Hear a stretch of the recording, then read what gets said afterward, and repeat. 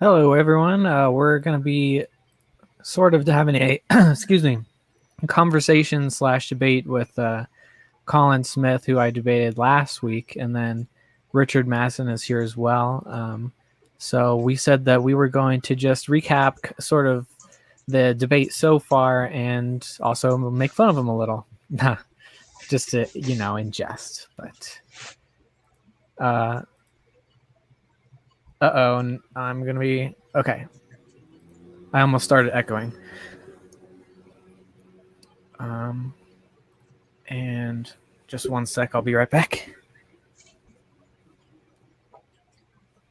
Well, while he's gone, peace and respect to you all.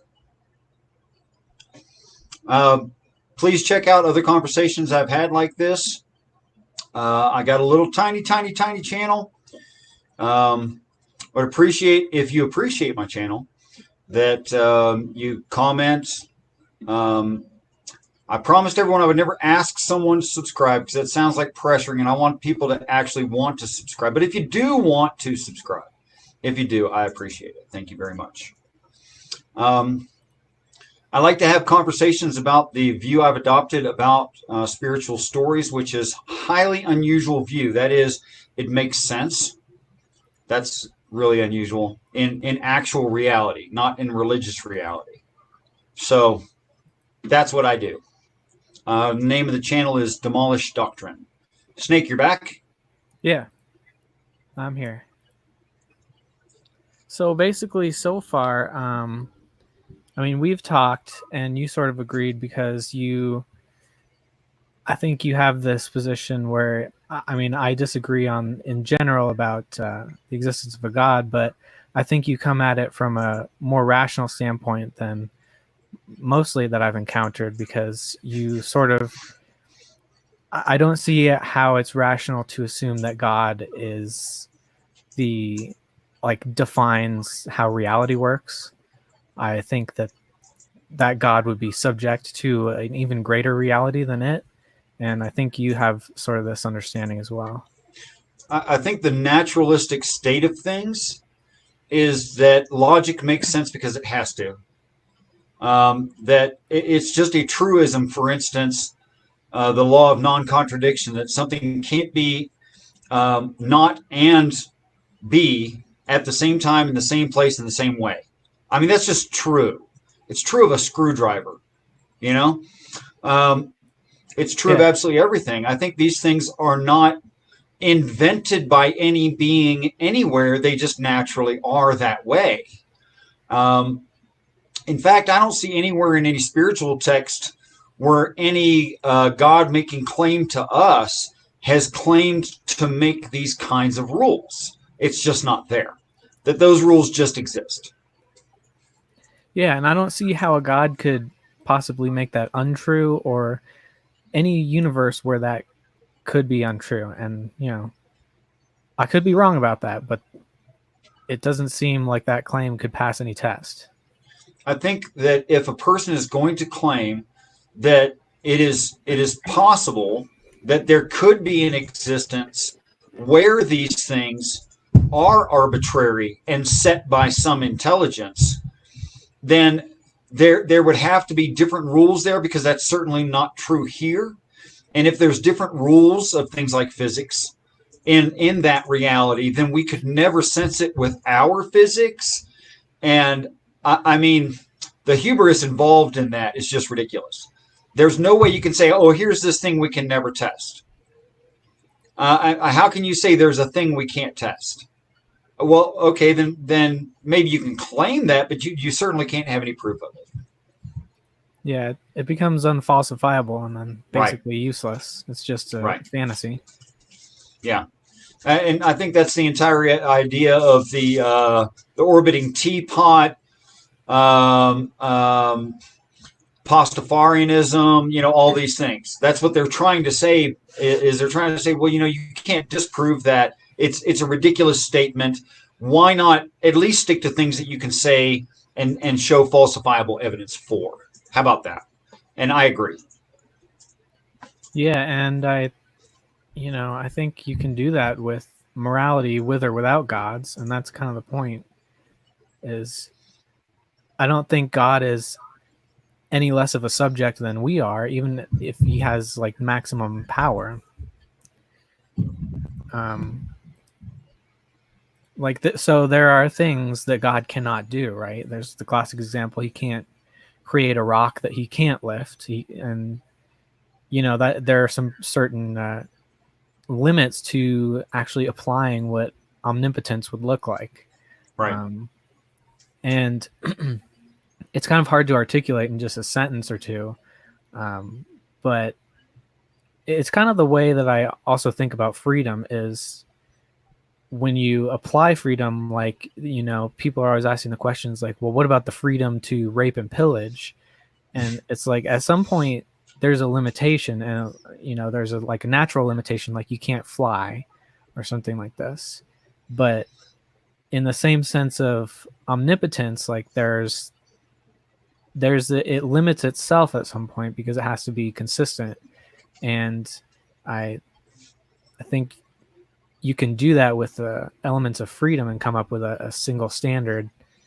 And then I think also a point of where the conversation breaks down is where they're saying, like, if you can think up a standard of behavior for everyone, that doesn't meet the definition of objectivity, because you as a human mind are conceiving of it. But I think that's mixing up two different words. Yeah. I think that's when they say objective that way. I mean, it is objectively true that certain things will kill me. Okay, so if I avoid those things, it's objectively true I'll live longer. Well, if you have the ought that I live, then there are certain things that I and others around me should do to help encourage, support, or at least not shorten my life if I ought to live. Now, if you don't have that ought, that's another story.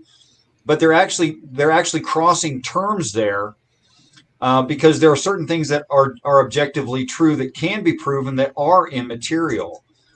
And if I believe enough things, okay, so truth and lie is immaterial.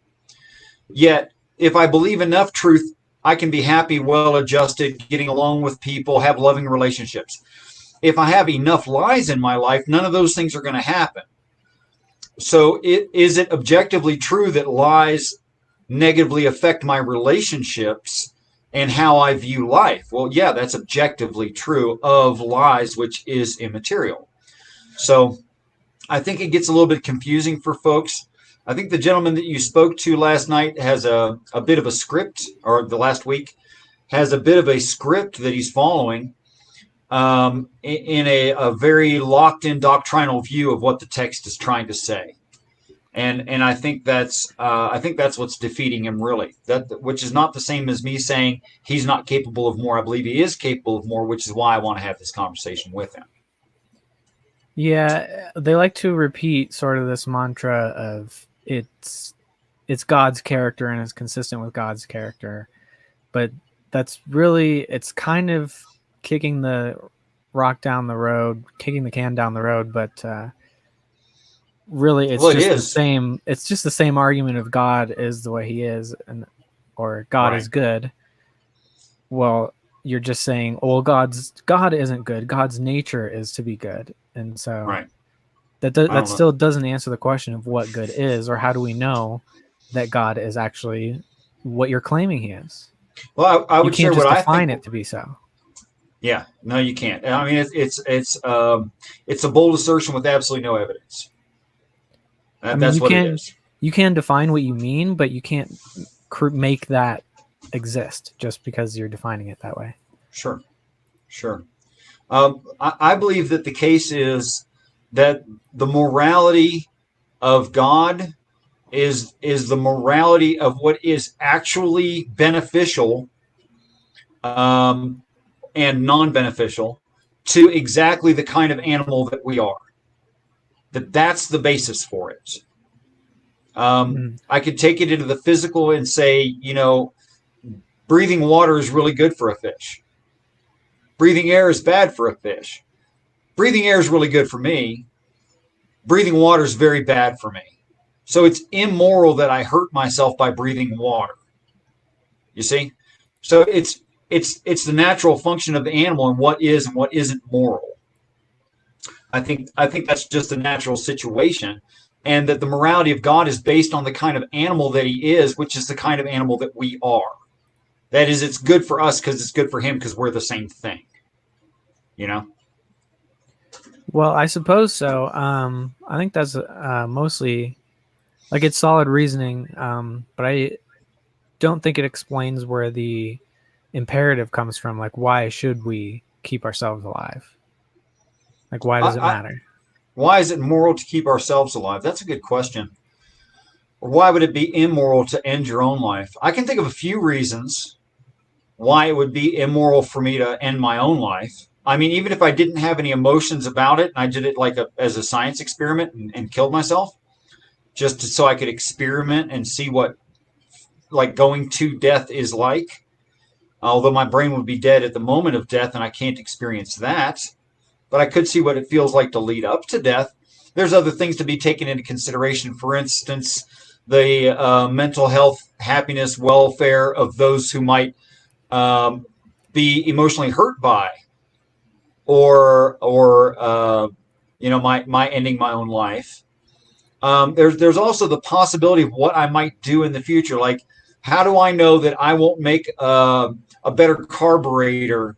Since I love mechanical things, how do I know that I wouldn't invent a carburetor that gets like 120 miles a gallon on, I don't know, McDonald's French fry oil? Like, how do I know I wouldn't eventually do that? And am I stealing from mankind if I were to do that? I'm definitely, if I'm loved, I'm definitely stealing from those who love me. I'm definitely doing that. So I think in that way it is immoral, unless for some reason my life is like objectively so horrible that like those who love me, other than their own selfishness, would want me to die. Just so I could have relief from some horrible, horrible thing. Then I could understand it.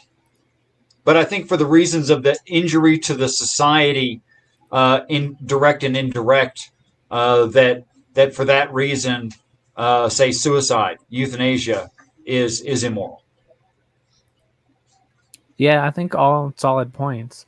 Um, but then there's always the question of why should society even exist in the first place? Why should Why should we society? even be good? Like we can find any standard, I guess, and even one based on objective facts, like if X happens, Y will result. Right. But why should we be good versus be violate that? That's Why an would it excellent matter? question. Well, in certain aspects it would, and in certain aspects I think that it would. Um, I think walking costs time. Even if you take just one step, even though that was a short amount of time, that amount of time adds up. So, what Ford Motor Company came up with was the idea of people walking less. And the walking less thing made, what we call an assembly line. And the part moves, the people don't move the part. So, what you end up with is increased production because people aren't wasting time getting to point B. So when you have a lot of people working cooperatively toward a single goal, because they are doing less things that aren't productive, they're by default doing more things that are productive. So this increases crop production, material goods, cloth, et cetera, et cetera, et cetera, right on down the line, like everything. So it's not a miracle that cooperation results in greater yields for that society, benefiting all of that society. That's not a miracle. It's just really good common sense, but it takes cooperation. So I think in that way we ought cooperate. You know. mm-hmm. Like certainly the more radical Christians will want to answer this question like the guys I was talking to were saying that God's purpose for us answers this question of why we Answers should what be question? moral. Like why should we even follow any ethical code at all.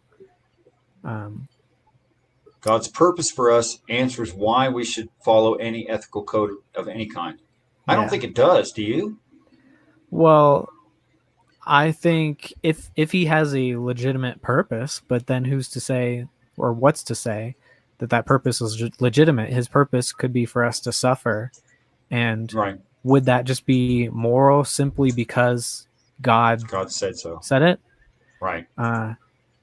Yeah. So I think the purpose needs to be justified itself. That's reasonable. It could be, but it's not necessarily by virtue of it being God. Right. Right. So I mean, that's essentially the argument. I'm right because I'm bigger than you. Might equals right. Yeah. That's not, no. Yeah. And they've tried to accuse me of supporting might equals right, which I don't understand how. I mean, I guess the reasoning is just that I have no other system to govern other than who wins, unless there's a God to judge everyone in the end. But I'm like explicitly rejecting that position as hypocritical. Right. So. No, that's not your position as you've explained it to me ever. Yeah. I've never heard you say something that even could be translated that way, actually. Yeah, I mean, that's the whole point of like having an ethical system as well. So that's everything I'm arguing against is might equals right. You know, there's actually something in the text that defeats their response in that scenario, in that conversation. And you may not be aware of it because I know you're not well studied, deeply studied Christian your whole life. I know that. Okay. But, well, I've read the whole Bible, but I mean, I've not like studied it outside of like a high school test situation. Sure. Okay. So, in the Christian text, there's only one sin. I put that in air quotes. There's only one sin that cannot be forgiven, and that's blasphemy of the Holy Spirit or Holy Ghost. And what that literally means is to reject God himself. It doesn't mean a series of cuss words or Matt Dillahunty taking the atheist challenge and using quote unquote the Lord's name in vain, which he doesn't even understand what that line means, and he doesn't know how to do it, and he didn't do it. But anyway, it simply doesn't mean those things. If you look it up in context and definitionally, it doesn't mean that in its original work. I mean, it's taken that way today, but it doesn't mean that. So there's only a person keeping themselves out of heaven keeps them out of heaven. There's actually nothing that heaven or God does to keep a person out of it or reject them. I mean, zero, nothing. So that being the case, when they say something like, what was it? Help me with a more direct quote because I'm going to be too loose here. What was it they said in that argument? Well, Collyn's here, so why don't we'll just let him in. Sure. Let him loose. Hey guys. Hey man. How you doing? Respect, Collyn. I'm all right tonight. How are you guys? Not too bad. Can't complain. Personally, better than I deserve. I feel you on that. Yeah. But I only heard half of what you guys are talking about. I just opened up the thing right as soon as you guys were like getting onto that last point, and then he said I was here. Well, are you familiar with Richard Collyn?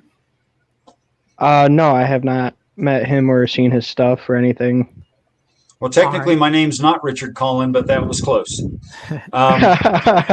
So, Collyn, thank you so much for doing this. I really appreciate it. And I want you to know that in no way do I want this to be any kind of an argument, but an open and free-flow discussion is what I'm actually looking for because I think they're more productive in most cases. Okay? I agree. I think to be productive in a debate, you have to be really, really excellent at it. And you need an audience who already understands deeply what debate is. So I just don't do that. Every once in a while I will, but I don't really do that. But I was watching you guys' show from the other day from Modern Day Debate. And I heard you representing Christianity. That part's right? Yes, sir. Okay. All right. And I really like to have discussions with people who assign themselves a standardized view of Christianity and what I like to challenge people, quite frankly, and make them think about their stance on their own text. Not because I'm a non-religious person. I'm a very, very religious man. Ask anybody. And I believe that the Bible is completely 100% valid and not written by human beings. That is not authored by human beings. I believe that as well, and I have good reason to believe it. But what I find to be true is that preachers and apologists have a tendency, in order that they maintain their view of the text, that they certainly do not mentally address and seriously consider certain parts of the text. Okay. Now that's the equivalent of having someone standing on an area rug and pulling it out from underneath of them, and I understand that would be cruelty. But I am simultaneously suggesting that they might look at certain parts of it in certain ways that would actually bring them to a fuller picture, a more serious, more literal translation of the text than actually they already had. So I think that's not unfair. Does that sound okay? Yeah. Okay. So I skipped through some of the video and hit some of the bigger topics, and I took a couple notes. And I'm sure you gentlemen both remember what your general conversation was, although there was one thing I missed, and that was at 38 minutes, Snake was right, brought up biblical slavery. And I looked and I could not find your response to that. Maybe you never got around to it, or maybe I just skipped over it. I said it was more of indentured servitude. And also the reason why God allowed them to have such things in that particular time was because their hearts were hardened, just as Jesus said about them marrying and Moses allowing them to divorce. It was Moses who allowed them to divorce, and God said, you can allow them to do this, but because their hearts were hardened at the time, as I like the way Converse Contender put it, he was weaning them off like someone would be weaning them off of drugs or something like that. I like the way he put it, because he was coming to a barbaric society already. Okay, fair enough. I mean, very few people in this world would disagree that between 2,500 years ago and 4,000 years ago in the ancient Near East, that was a civilized society. Very few people would argue that, I think. Yeah, and you would also have to see that it wasn't like colonial slavery or anything like that. So you assigned that. Sorry, go ahead. So I would just like to add, I mean, indentured servitude is a form of slavery. And there's also the problem of you would inherit your slave's children. So I'm not sure how a child is under this explanation of they owe you money somehow. And then the excuse of that this was a slave-owning society, so that God would then decide that slavery is okay because their hearts were hardened. Like, isn't that an excuse for anything? Like, what if there was just a society that loved sacrificing babies? Why did God destroy them instead of just regulate child sacrifice? Well, we live in that type of society now, Taylor. So it's okay to. That's not answering the question, Collyn. Come on, man. I know. I'm about to get to it. Well, I mean, there's the problem. I'm about to get to it. If God's standard changes per culture and per time, that's a subjective standard. If something is wrong, shouldn't he just say this is wrong? It didn't change. He allowed it to happen for a particular reason. Like I said, their hearts were hardened. He was meeting them at their standard, but he was trying to wean them off of this. As I've explained, as Converse has said before, that he was trying to wean them off of this because he was meeting them in their standards, because otherwise he would have to destroy them, as he has demonstrated multiple times throughout the Old Testament that they were unwilling to come to him, no matter how much he had shown them that he was the God, the true living God. And he had promised to Abraham through Isaac that people would be saved, or he would bless the nations. At the risk of this becoming the same conversation again, in an effort to avoid that, if I could paraphrase you, Collyn, and you correct me if I'm wrong at any point. So these were intermediary laws to get them kind of weaned off of the way their society ran before, and it would get finished improved later. Is that correct? Yes, because he had to meet them in their standard to wean them off. Yes. Okay. Just as he met Abraham. Taylor, you're saying it's God. Why didn't he just fix it the first time? That's, I guess, one of what I'm saying. But I mean, I understand that he needs to be approachable. But if you're trying to wean people off of slavery, shouldn't you unambiguously state slavery is wrong? The ideal is no slavery at all. We shouldn't have that. This is wrong. What you guys are doing is wrong. But I'm going to, he should explicitly be stating, I'm going to wean you off. And I don't recall that anywhere in the Bible. Okay. And I think you would at least abolish the inheritance of slaves. Okay. The way it's regulated seems like it's there to stay. All right. Go ahead. Right. It is there to stay. It's supposed to be permanent law. It's not supposed to be corrected ever. And I'm going to assert that there's actually nothing morally wrong with it whatsoever. And that the average Christian doctrinal view of the text is not at all what the text is saying. And here's how I'm going to say that. If a person looks up the word father from the Hebrew, now that for the audience, not necessarily for you two gentlemen, but for the audience, I'm going to point out that several Hebrew words, which were very specific words, more defined than English words, they didn't have qualifiers. The word had different variations, and it was its own qualifier. That in the Bible and throughout all of the Old Testament, absolutely all of it, without exception, the word father. This includes all of the laws on slavery and servitude. The word father there is definition number 1 in the Strong's Exhaustive Concordance, Alb, A-W-B, which is where you get the extended word Abba, meaning father. And the strictest definition of Alb is the chief father. That is, it's a definition which is why it's definition number 1, God. It means literally Yahweh.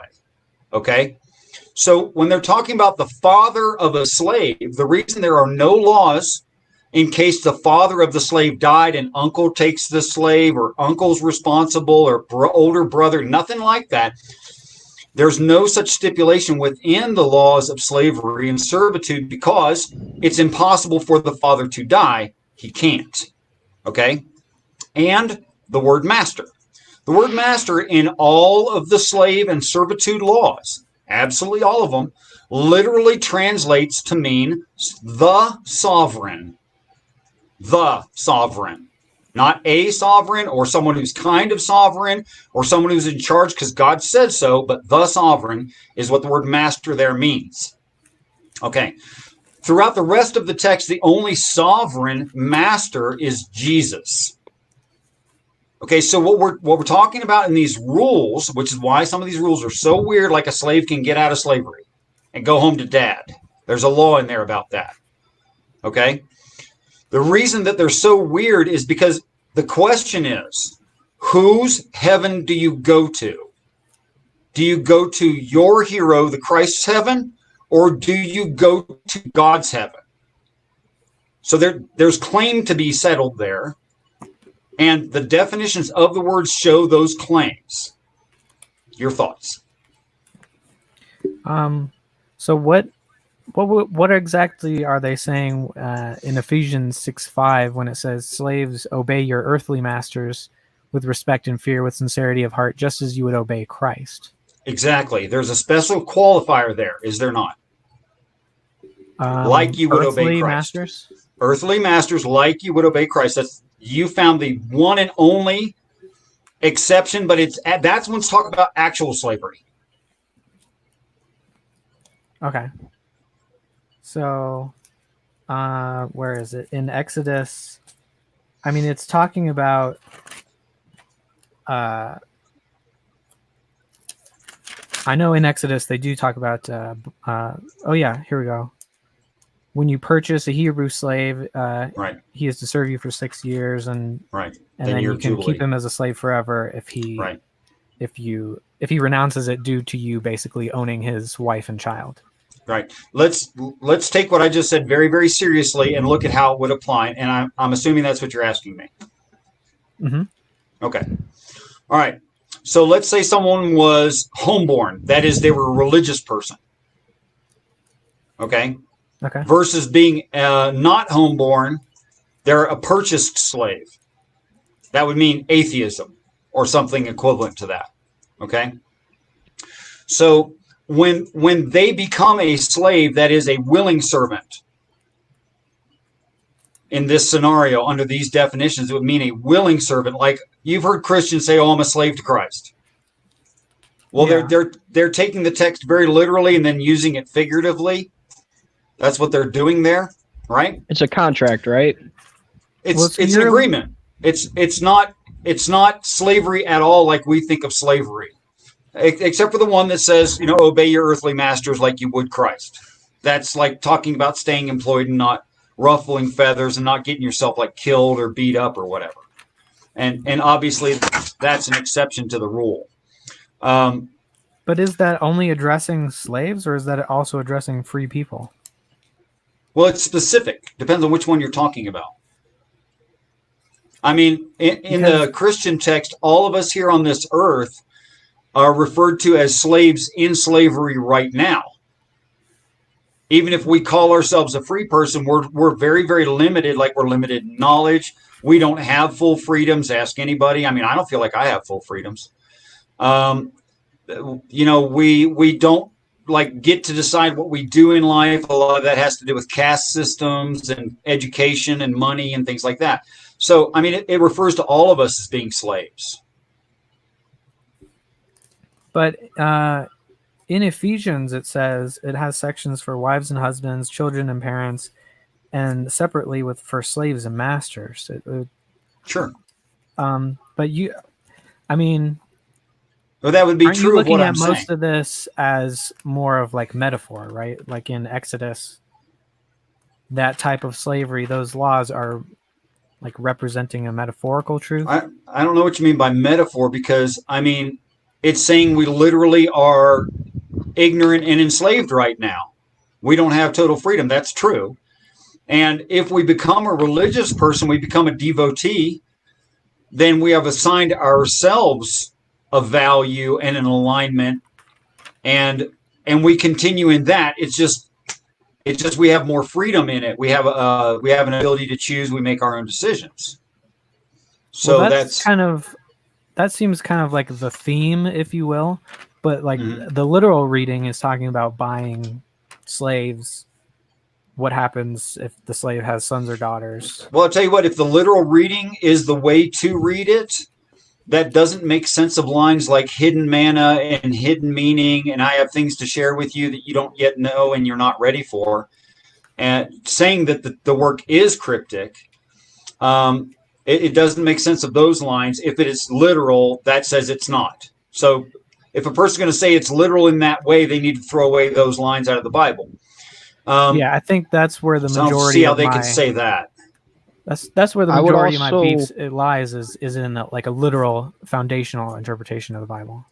Yeah, I would also point out that like in Exodus, he actually specifically commands that you do not steal people, kidnap people, or purchase people that are kidnapped and enslave them. So he already made that statement that that's what he's against, but people can contractually or actually, that's my position, that they can actually do as they will and be paid for by their masters, owing them a debt. That's still taking it back to a literal historic slavery. Now, we know slavery happened, but I mean, you have to do a lot of defending to say, oh, God was right for half-stepping, when he's gone. So I think I understand why you, Collyn, why you would defend it, but I also see why Snake would attack it, saying, well, if it's God, why didn't he just fix it? What I'm suggesting is, according to the definitions and the context, there's nothing to fix. And it's not about actually slavery. It's only using slavery as an example of something that actually matters. I understand that. I can get that and I can appreciate that. But I would also ask then if I owe someone money, a lot of it, then how would I pay them back? Especially since in those days, a lot of people were homeless. There was a lot of homelessness. There was a lot of poverty going around. So how would you be able to pay that person back if you owed them a bunch of money? Why does it matter? Because God says that property matters. And if you owe someone money, then you must pay them that property back in the Old Testament. So someone's freedom is not worth as much as property, according to God? No, no, no. They willingly enter into this to pay back the debt that they owe. So if I were to owe you money and you say, okay, come live with me, but you're gonna have to do chores around the house and you're gonna have to either grow food or whatever, then that would be me paying back that debt. And you get to beat me senseless whenever I do something wrong. Within an inch of your life, as long as you recover, you can stand back up in 2 days, right? Mm-hmm. 3 days, Yep. I thought. It's 2, but that's okay. It's close enough. Doesn't make much of a difference to me. What would your position be on that? I forgot your name. What is it? Jim? Jeff? Jim? You can just call Yeah, me I'm sorry. Richard. Richard's close enough. Yeah. I apologize. No, that's fine. I mean, how many times have you heard it in your life? Not 27 times. It's fine. I mean, I've been reading your name all day, and that's why I remember it. So, okay, what's my position on that? I'm going to say again, it's not talking about earthly things, but actual spiritual things using earthly examples. And we could loosely call that animism, using your environment to talk about something more important. Does slavery exist? Is it an abomination? Is it horrible on humans? Yes. Still true today. Okay. Is that what the Bible's actually trying to talk about? I think no. That's not what it's talking about. It's not talking about slavery in the ancient Near East. It's just a book that was given to those people using their actual environment to describe something that really, really matters. Okay. And if all sins are to be forgiven upon our entry into heaven with the acceptance of Christ's truth, then what you did, whether you were the slave or the slave master, whether you were rich or whether you were deeply indebted, whether you were imprisoned or you were free, none of that matters. Now, it matters to us right here in this moment because we haven't seen heaven. We got no proof that heaven exists. That's fine. Okay, that's why it's important to us. That's why it makes for an emotionally provocative example. That way it's memorable. Okay.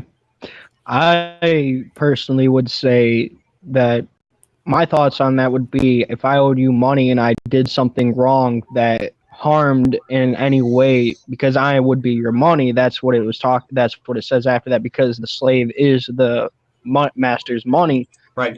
But let's apply the word master there as it's actually defined. To the sovereign. It means So Christ. It means Christ saved them and they go to his heaven. They are his money. They are his heaven. They are his inheritance. They're a permanent inheritance. They are his future. That is all true of Christ.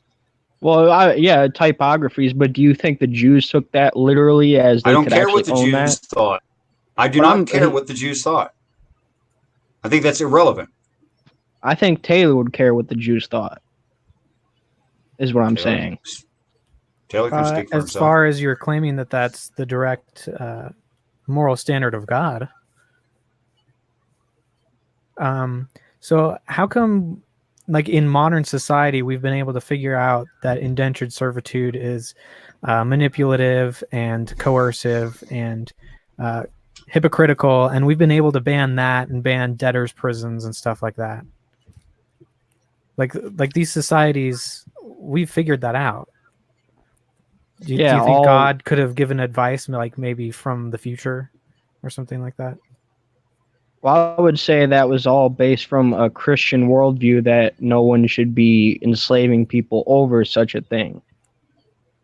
But you just established that that's fine in Christianity. No, in Hebrew, in Judaism, that was okay at that particular time, is what I'm saying. But the New Testament also says slaves should obey their masters. Well, it depends on what you mean by slave. A servant, someone who works for you, or someone who you are actually enslaving. Like he said before that we are slaves to Christ. Like Paul says we're slaves to Christ. Well, I mean, I don't know Hebrew, but all I can read in Bible in is English. So we And would. oh, sorry, were you still talking? I couldn't hear you for a sec there. Yeah, someone was calling me. I apologize. Oh, Go ahead. well, I was just saying, all I have to read the Bible in is English. I don't speak Hebrew, and every copy I've ever read says slaves obey your human masters or earthly masters, some version of that, and it's always slave. Well, I'm not a textual scholar. I have been doing a lot of textual research and stuff like that into the Koine Greek, a little bit of Aramaic, though it's tougher with the Aramaic. Very tough trying to learn anything that I can't find very much on it. And the Hebrew, I believe they came out of Alexandria that we got some Hebrew scripts, right? Isn't that right, Demolished Doctor and Richard? I'm nobody's historian, brother. Go ahead with your bad self. I think a lot of the Talmud is we have Hebrew text for, but the New Testament is mostly in Greek. If I'm Talking not about the mistaken. Talmud. Yeah, most of it's the Greek and the Greek Septuagint. But I would say that the reason why they do that is because that's what makes sense to our culture at the times. But I mean, even like when I think of slave, I actually don't think of American slavery because I have this whole wider context of slavery, especially starting with Rome. The gladiators are a classic example that we all learn about. They were slaves. The Romans enslaved people. The Egyptians enslaved people. Or, I mean, that was actually one of my first introductions to slavery was that Prince of Egypt movie. But just in history, all cultures around the world have enslaved people. So it's not just this American version of slavery. And I'm sure there was abuse going on at all times, no matter what. Like, I don't think Roman slavery was much less abusive than American slavery, if any, because we have a lot more documents and evidence and firsthand account experiences. Ever heard of Spartacus? There were multiple slave revolts and wars with slaves because they did not like being enslaved. It was not a comfortable life. It wasn't just, hey, why don't you come work off your debt for me? Yeah, Most people wanted to be free, and a lot of people who considered themselves free owned slaves. And so this is the reason we don't have to stick on slavery too long, but the reason I bring it up is because it's so blatantly hypocritical that I think it's a huge problem for saying that, well, you can just trust the Bible as a standard. I think if you're going to quote the Bible as a standard and say that God at any point in any way condoned, allowed, or encouraged slavery and did not condemn it, then it's not an actual moral standard as we know today that slavery, no matter when, no matter why, no matter how, is just plain bad for a human being. We know that. It's just true. Okay. So I get what you're trying to get at, but like I said, I believe he was trying to meet them where they were, just as he met Abraham where he was. Because he had to. It's a very normal defense. It's a very normal defense of it. It's a reasonable, logical step. But it's kind of saying, at the same time, it's kind of saying, God did this because God couldn't do better. Well, no, he did it because he knew what the response would be. Well, let me just ask you, in your understanding of what God is, could God just wipe their memory? If he wanted to, yes. Okay, so God didn't want to fix it. No, he did not want to create robots, and he wanted them to remember Egypt and all that and everything that they just came from. I didn't say take away their free will. I said hit a reset button. Well, yes, if you did that, then they would forget everything that they had just gone through and who they pretty much are, unless he just leaves them knowing who they are. But that would take away all their memories of their past. So they wouldn't know really who they were, because you'd have to have some sort of memory of your past to know who you are. Is that not also what you think happens on entry into heaven? No, I don't. I believe you still have knowledge of things that's why we will be crying and God will be wiping away our tears because of all the people that have been damned, because we remember all the things that we could have done to try and get the word out to them and the people that we have lost. That's a sweet sentiment. Thank you for having that. Mm-hmm. So, but still, all in all, there's obvious immorality if it's to be taken as rules for handling your slave. It would be taken as a regulation to regulate it, to slowly wean them off, because like I said, I believe he met them where they were to try and get them out of what they were. Okay, so let's where's the put update? you. And he also hold on. He also commands them to love their slave and love their neighbor. And he knows people are going to act the way they do, so he had to set down regulations.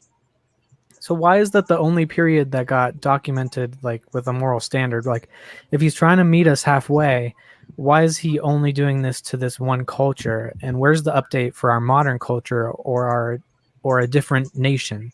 It seems like That's the you'd whole be point. extrapolating a lot. Like, it doesn't actually say that we're going to wean off of slavery. You have to interpret that. So it seems like at least an incomplete standard from my perspective.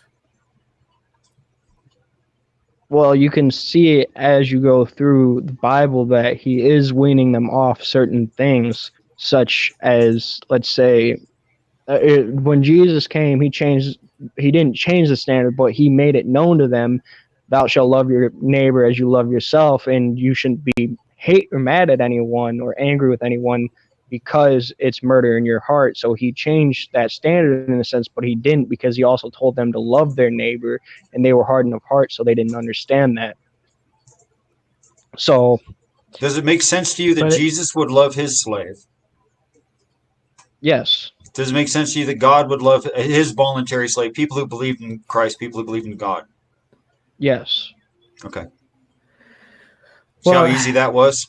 It's funny that we should talk about voluntary slavery, because I've gotten into a lot of arguments. I'm a libertarian myself, and I've been in several Facebook groups, like anarchist groups and capitalist versus communist groups, and inevitably it will always turn to well, your model wants slavery for us, and like the libertarians will be arguing like, sure, you can volunteer to be a slave, and then but when I'm always talking about that, I always add at the end, like, of course that's not actual slavery. That doesn't make sense. If you can just leave at any time, if it's voluntary, it's not real slavery. You can call it slavery, you can role play slavery, but it's not really actual slavery. So it's just a funny. Okay, so to pin you down on that, in the slave laws in the Bible, where it says someone were a homeborn slave, but then they choose to serve the master, they can be released after 6 years, return to their father. Do you see why that applies and why that works and why that makes perfect sense under my view? Under your view, sure. Under the fundamentalist literalist view, then it doesn't make any sense. I agree. Makes no sense. So like I do enjoy a metaphorical look at the Bible, because it's a story that's trying to tell us something deeper, and there's a lot of literature like that. But it's when you get into the literalism that I have mostly a problem with. What do you think, Collyn? And then, of course, I also wanted to add that Jesus said, not the smallest letter nor the least stroke of a pen will by any means disappear from the law until everything is accomplished. That's right. So it would seem that he's saying that it's a complete law, but you're on the other hand, you're saying that it's custom tailored for that particular time and place. It was an ordinance, and Jesus didn't own any slaves, as in like he said, he didn't own any slaves like you would think, as contractually, like I believe the Jews were doing. And like I said, he already told them to love their neighbor, and that was against the law to be evil towards your neighbor, and that would be including beating your neighbor. But as well, he had to put restrictions. If you would be put to death for killing someone, but if you didn't kill them, then you can't be put to death. And especially since they owe you money, because that's your property right there that they're working on. That's your income. Hey, Collyn, isn't however it you want to true? put it. Isn't it true that Jesus in the New Testament says, "I come to fulfill the law"? Yes. And other times when it says law, what does that mean? I would say the 10 Commandments. Is that all of the law of the 10 Commandments, or is that just the part you say that's the only part you need to follow? Jesus said the whole law is summed up: love God, love neighbor. This is what all the law and the prophets is built upon. Yeah, the two greatest commandments. I understand that, but that's I don't think you're purposefully avoiding my question. I'm not saying you're dishonest, but you're not answering it. Is that what I'm saying? All the law is the 10 Commandments? Well, he had certain types of things like ordinances and stuff like that, like mixed fabrics that were to set the Jewish people apart from the other nations. That's what you're trying to get at? No, I'm asking if Jesus says, "I agree with all the law and I'm here to fulfill it," rather than get rid of it. Yes, I agree. He does say that. Yes, he did not get rid of the law. He fulfilled the law. So Jesus is sweet and gentle and kind, except for when it's called for that he's a little bit of a tough guy, right? Yeah, righteous anger, righteous. He's righteous in what he does. If he does that, that's fine. I get it. I don't think anyone else is entitled, but okay, I can get that. I can respect that. But if he agrees with and is to fulfill the law, that means the Old Testament law. If he's to fulfill that, then there has to be some way, if he is moral, that it also is moral. Would you agree with that? Yes. Okay. So you're going to say that it's of Jesus's level of morality that pick your awful thing in the Old Testament. Pick whatever. I don't care. I mean, you've heard atheists say it. You know all the awful things. I'm sure you do. Yeah, the beating of the slave until 3 days. That is a form of chastisement. Genocides. Well, I wouldn't say genocide. I would say righteous condemnation. Well, how come some races, some peoples get destroyed and God orders the Jews to destroy them, but then God meets the Jews halfway? Isn't that a subjective standard? You're forgetting that they are all of the same race, ethnicity. The ethnic Jew is the offspring of Abraham through Isaac. That's what separates them. They're not in any way different in race or color. Well, what I mean is, let's say you have multiple black African tribes, but they're all killing each other for being different tribes. I would call that racism. I would call that tribalism. And I would say that God had already... It's all prejudice. God had already promised... God had already promised Abraham that it would be through his child, and those nations he was not dealing with. He was dealing with the Israelites. And those nations were already in hostile rebellion towards him. But why wouldn't he make himself known to every culture? Because when he did before the flood, they still rebelled against him. And even in Sodom, he gave them the chance. In Sodom and Gomorrah, he gave them the chance. Remember when Abraham asked, "Will you send your angel?" He sent his angels, and they went through the city, and the only people that were found, I believe, was forget who it was. It's been a minute since, but they only found his cousin, Lot, and his wife and his children alone. And she turned into a pillar of salt. Yeah. So he knew But he gave them a that chance no one in any other culture would ever accept him as God. because our hearts are hardened. That's the whole point of the new covenant, which is why I So- pointed that out. So how come people of every nation have been converted by humans? Was God not as good as human missionaries? What do you mean? Define that. Which part? Are you saying all the people around, all the nations around Israel before God spread the gospel, or are you Well, talking about I'm talking after the about. gospel? I'm talking about. There are Jews in every nation. People convert to Judaism. There's Christians in every nation. They convert to Christianity. Are you saying that the only reason people convert is because of the gospel? I'm saying the only reason why people convert is because they have been given a regenerate spirit, a softened a heart of flesh in place of a heart of stone, and His law has been written inside of them. So they now love God.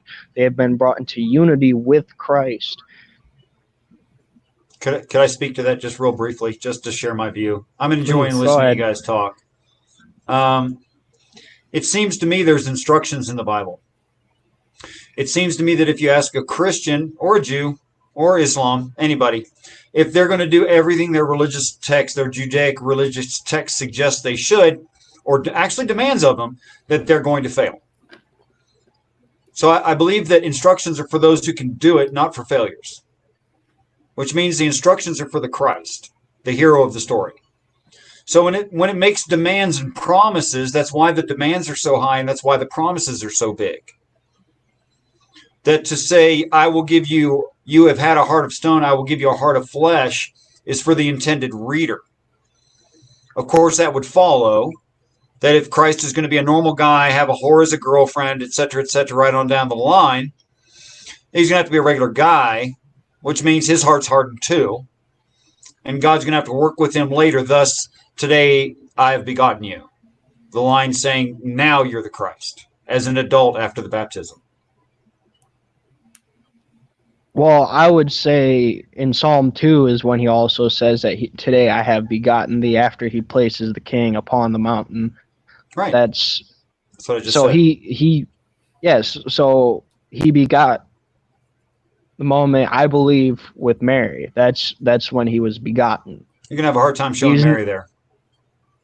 Well, he was already in the bosom of the Father, but I'm talking about incarnate on earth and Right, flesh. Me too. Yeah. So that's when he was begotten on earth, is in Mary, when Mary was overshadowed with the Holy Ghost. Well, that's when he got flesh. I get that. Yeah. Okay. Well, just as an academic study, you might look into those two uses of the same word in context. You might look into that. Well, yeah, I also believe he was anointed king the night of the same way David was the night of the Last Supper, when the woman anointed him in oil. Right. And he was given high priestlyhood by John. For that matter, Christ was predestined according to the text from the beginning of the earth. Okay, yes. So I mean, you can go all the way back to there, but yes, but I'm sure there's reason that God says he's predestined. Then he says he's born and physically begotten, and then he says, as an adult, today I claim you as Christ. I'm sure there's reasons for all three, and I'm sure they're not all the same reason. Yes, but to accomplish an overall goal. Yes. Okay, that's fair, right? Yes. Okay, so next you guys spoke about the flood. Yes, a little bit. So, Collyn, you believe it's there's evidence in the crust of this planet that it's plausible to believe that there was a singular worldwide simultaneous flood. Is that right? Yes. And Taylor, your stance on that? Well, you go ahead. No, I was just gonna give a synopsis, but please. Yeah, I mean, I don't want to dwell on this too long. I think we should get back onto morality, but I would just say,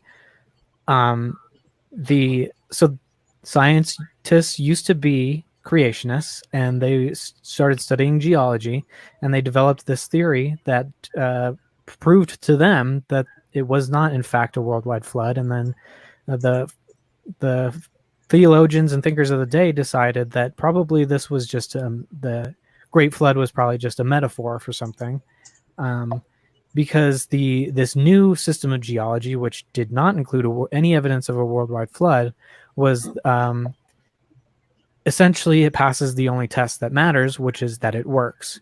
And I can tell that this works because, I'm not a geologist, but there are geologists today, and they find coal, they find oil, they find minerals, all these different things, and they can predict it and find it.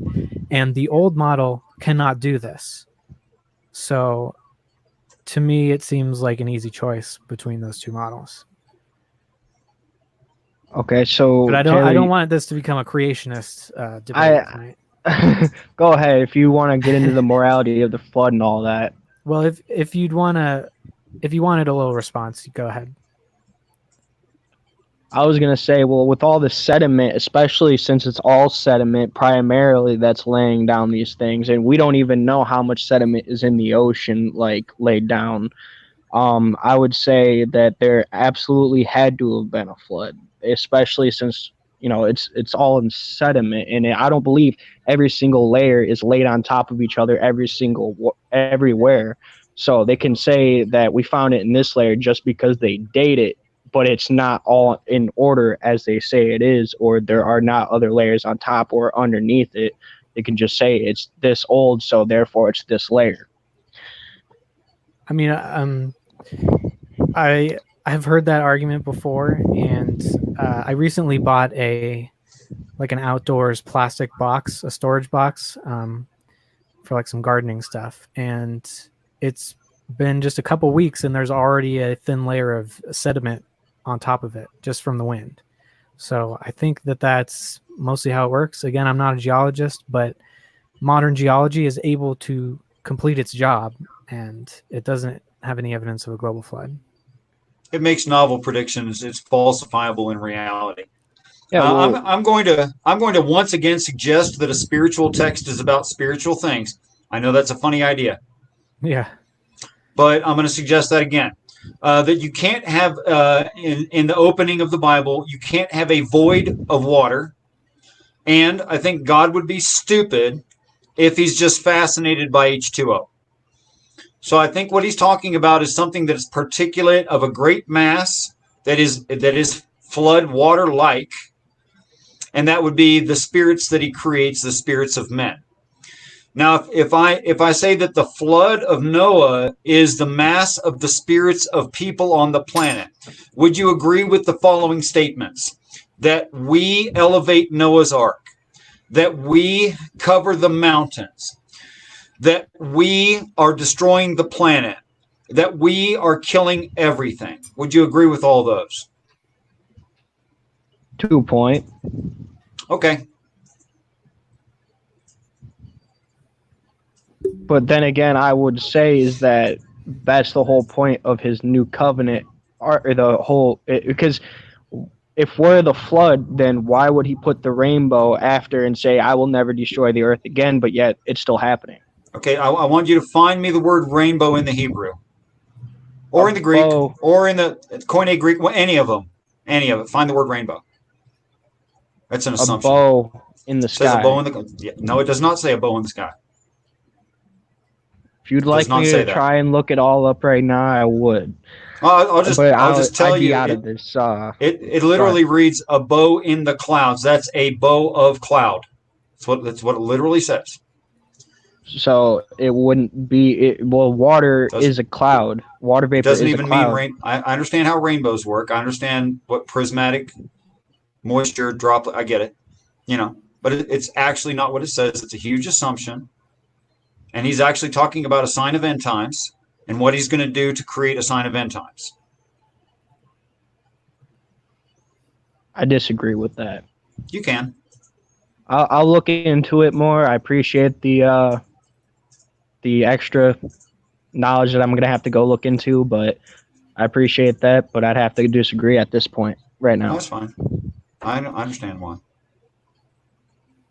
But I would say, like it says, mankind repented of that God made them and the earth, and it tugged on God's heart, and God repented that he felt sorry or whatever it means. Well, He what repented does that he repent made them. mean? He changed his heart, changed his mind. Right, right. Okay, so when does God change his mind about He us being doesn't. here? Well, hold He on a second. doesn't. Hold on a second. Let me finish the sentence. When does God change his mind about us being here? He doesn't. So God never does anything that shows that the situation has changed and we're no longer going to be here. He never does anything like that. I'm sorry. What do you mean by that? Ascension, rapture, heard of it, right? Oh, I don't believe the rapture like that. I believe the rapture Well, the is text like does. well, I believe the rapture is God or Jesus Christ coming back in victory. As like the Romans, I don't want to get into history and everything, but the Okay, so Romans when they came back, they would have the army sit outside a mile away for a day, and then all the citizens who wanted to come out and march through the city in victory could come through. And yeah, okay, all right. I mean, I get what you're saying. Would you at least agree that there are different eras and different situations of our existence here? Would you call that a change? one more time. Are we going to stay like this forever, or is God going to fix it? Oh yeah, I believe he is slowly doing so by uniting creation back with the heavens, and that's through us. Okay, so Because when we are his Christ, in temple your now. view, when Christ shows up, he's going to make a big difference, or no, it's going to be gradual. Nobody's going to really notice, and which Oh is no, it? there will be a big difference. I believe there will be a big difference when he Okay, so there'll returns. be a change, and it's a change because of Yes. God's mind. It's a change in God's mind. It's repentance. To a point, yes. Okay, I think that's what the text means. Not that God feels sorry. Not like he made a mistake and hmm had to fix it. I If wouldn't say he changed his mind as in he didn't think that he was going or that he thought he had a plan and then he decided, oh well, I guess I'll do this. Well, that would require him being imperfect, right? Yes. Right. Okay, I So agree. what would you mean by change his mind? I mean, his mind changed. That is, he made a decision, a choice. Yeah. And he said, okay, we're going to do this thing now. We're going to fix this earth thing. We're going to fix it. Yes. We'll let it go for however long. Now it's time to intercede. It's talking about an intercession. Okay. I mean, if you think that's even plausible, if you think that's fair. I think it's fair within the text. Oh, I believe Christ is interceding. Well, he's acting as God. That shouldn't be a problem. Yeah. Okay. So, I mean, I wanted to really talk about this notion of faith tonight. It's Great topic. obviously been a huge part of the discussion in general, a huge part of our discussion. So, what would you define it as? I guess both of you. You can go first, Richard. Okay. Well, first, I take the text even more literally than most, or actually any believer I've ever heard of, just at kind of a deeper philosophical level, but very, very, very, very literal. Faith, according to the text and my belief, I agree, is the hope for things unseen. That is, I don't have proof heaven's going to show up someday. I don't have proof that Christ ever intervenes. I don't have proof of any of that. But because of my faith, hopefully evidential faith, evidentially based faith in the text, I still think the text is right, even though I can't show it. So I think that's what faith is. I personally don't think faith is the highest thing. I think, like Pandora's box, the thing saved for the end is hope. I believe that I have an assurance that gives me hope. I don't believe that I have faith. In fact, I've never been a faithful person.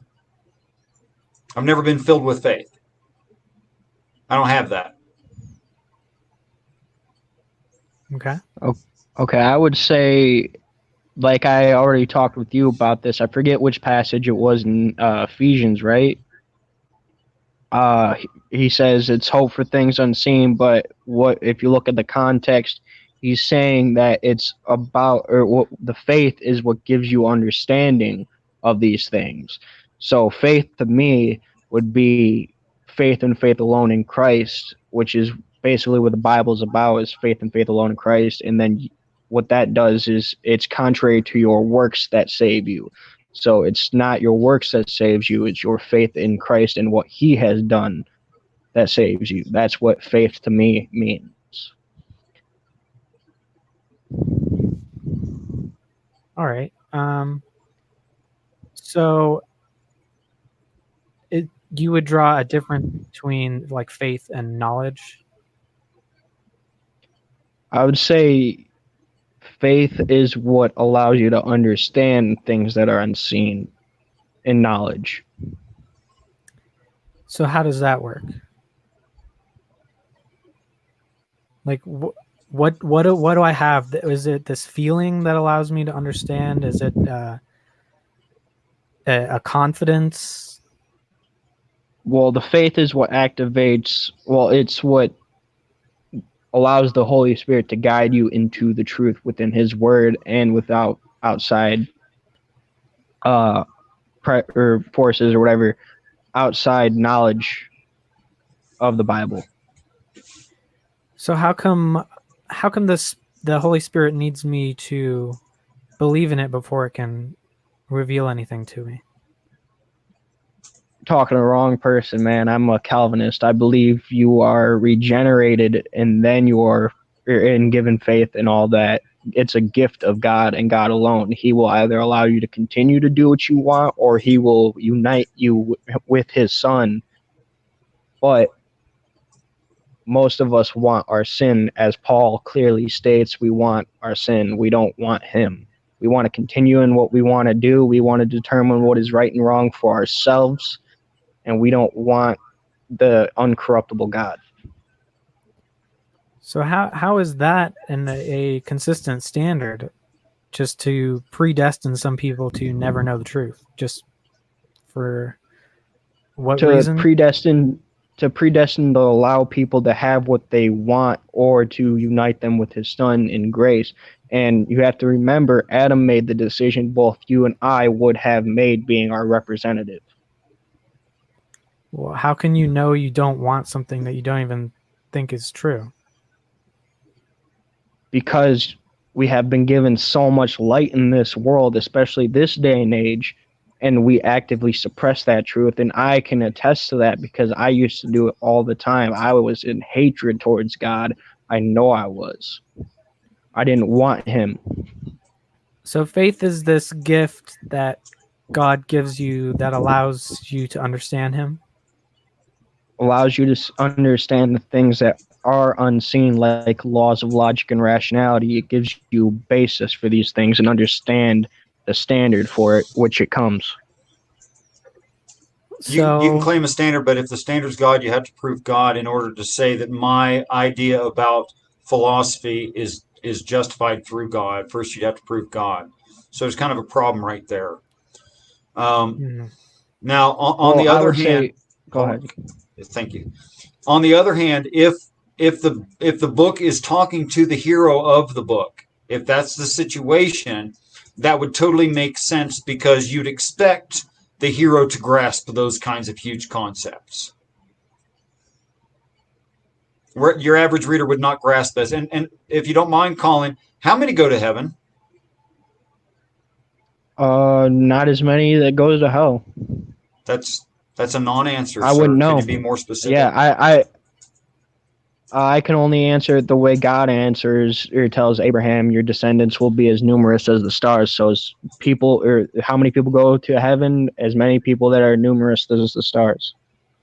Okay, good. That sounds like a lot. Yes.